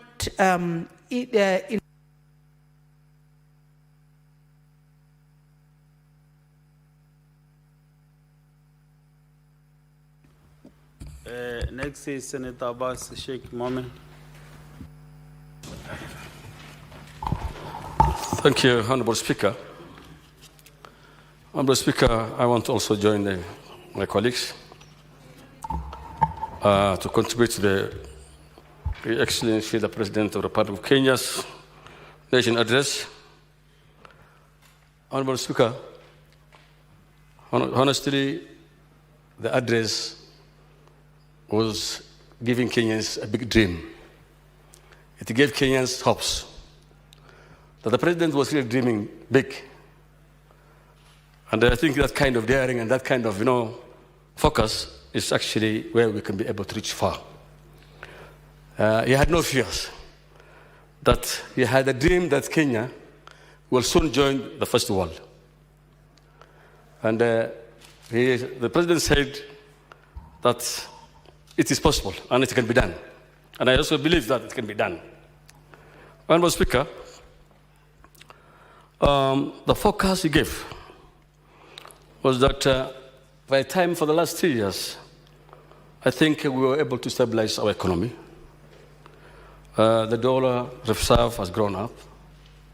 The dollar has come down from 167 or 68, somewhere there, to 129, which actually shillings. I think that is actually, and it's stabilized there for a long time now. It has not changed. Honorable Speaker, the GDP increased from 115 to 136,000. And I think that's a big increase. And inflation dropped from 9.6 to 4.6. And I think it's still controlled. And the country now is trying to stabilize economically. And I believe that is actually where we're supposed to head to. Because in the past, Everybody was worried about the pricing of food, about the economy. The dollar was so high. I think it's only the exporters who were enjoying more. The Kenyans were having challenges even to buy vehicles and anything, essential drugs and everything. Honorable Speaker, a country that cannot feed itself cannot claim to be independent. But the country, what the president has done, is also to look into the agriculture sector. Food production has increased. The staple food is maize. Maize increased from 44 million bags from 2022 to 66 million in 2024. And currently it's expected that we will be harvesting 70 million bags of maize that will be able to take care of the Kenyans' need. And therefore, we will be able to minimize the kind of, exporting food and these things. Honorable Speaker, the youth program, we have so many unemployed youth. And, we are also expanding our education system. We are expanding our universities, and more students are transiting from the secondary schools, from high schools to universities as a result of the KBC. And you expect a big number of students going to school, going to universities. And I must say that the universities are now expanded, despite the challenges the teachers have, the lecturers have, in terms of payment. And I think that one can be done at least. The universities themselves must come up with an idea or a system that they can be able to sustain the universities. They must come with, a kind of an economic issues where they can improve. Some of them, like, Edison University, like even lower universities, these people have vast land which have actually remained unutilized. Edison University was well known for its food production and milk. But of course, I think the universities are now so much dependent on the government. And therefore, the university to stabilize itself and be able to pay the teachers and the students' welfare, they must think now economically that people could be able to produce their own wealth and own food so that they can be able to subsidize the government grants. Honorable Speaker, in agriculture, I think the government have done well, especially in the supply of fertilizers. But of course, we now have the KenGen program, where they are going to have our own fertilizers that can be produced somewhere in Nakuru. And I think you guys now that's positive way of going to do, that's the way to go, because I think we're spending a lot of money in buying fertilizer from outside. And then credit to farmers also is very important. I think there's a plan for giving farmers subsidies so that at least they can produce more food, especially the tea and maize, which is actually a very essential crop that we cannot be able to live without it. Honorable Speaker, on the health sector, I must say SHA is working, from my experience. I know there's a lot of politics in SHA, but of course in any program that is starting has its own teething problems. And it's actually the high time that we must give the government time to stabilize, to be able to improve on the SHA services. And of course, you're hearing there's a lot of, corruption going on, especially the service providers. Everybody is now rushing to open a hospital, even those who are not qualified to open a hospital. And I think what is happening currently is actually to stabilize the issues, to see that these people who are operating VEC hospitals and health centers will be dealt with according to the way things are now moving. Everything's been now taken to, what do you call it? They are being registered. And I think this business of selling and making big claims will soon die.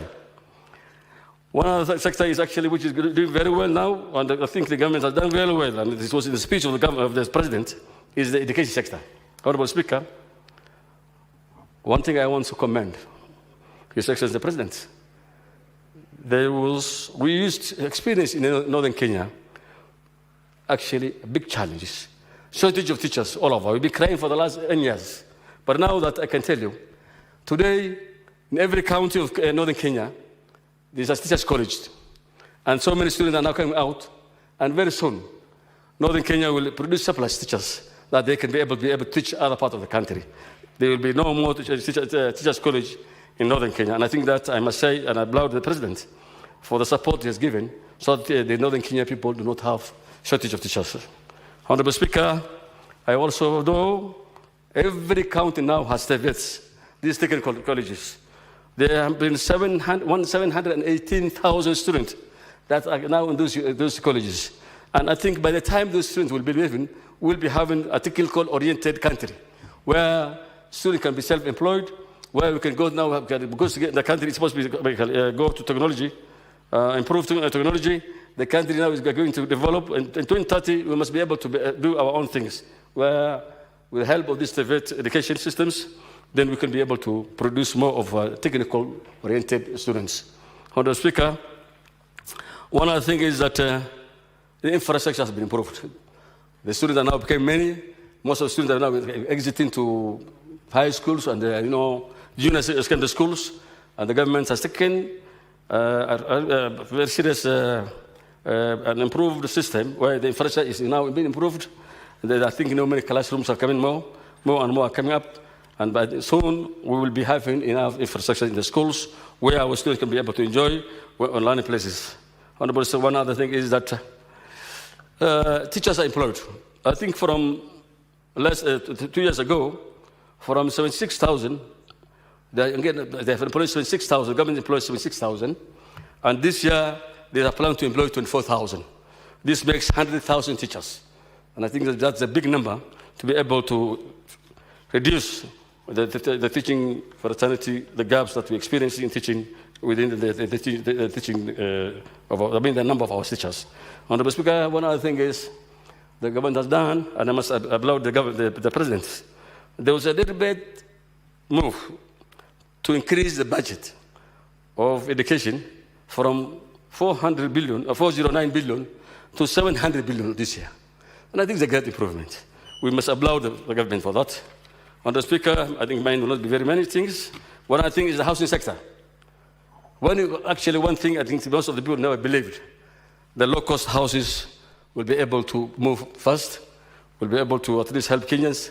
But one thing I can assure you, the way things are moving, even in my own home, where maybe nobody was thinking about low-cost housing, I already have about 200 units that are under construction. They're about to be completed in my county. And we were wondering what we're going to do with those houses, because people live in, in the small houses. They use the small dingiras. They use their local herios.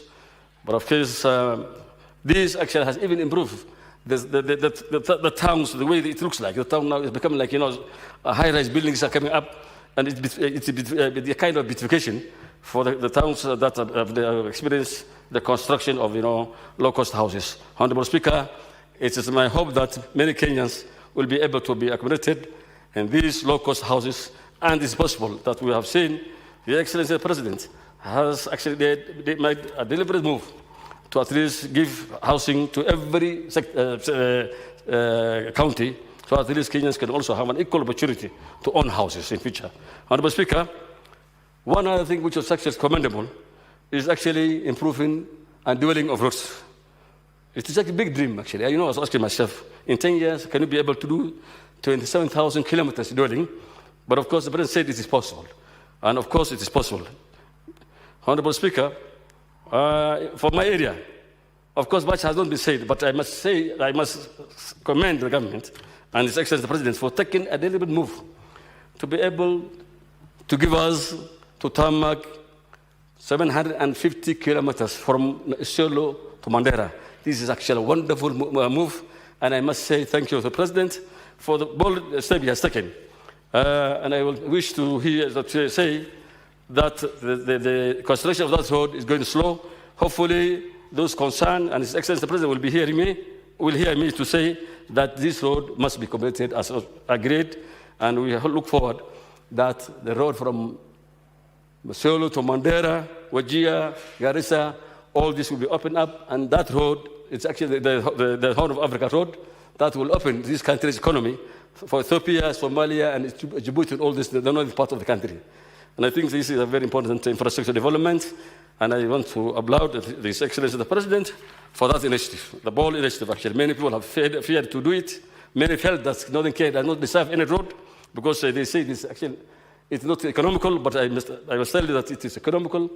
The economy will increase, will open up more frontiers for more business and the other development issues. Honourable Speaker.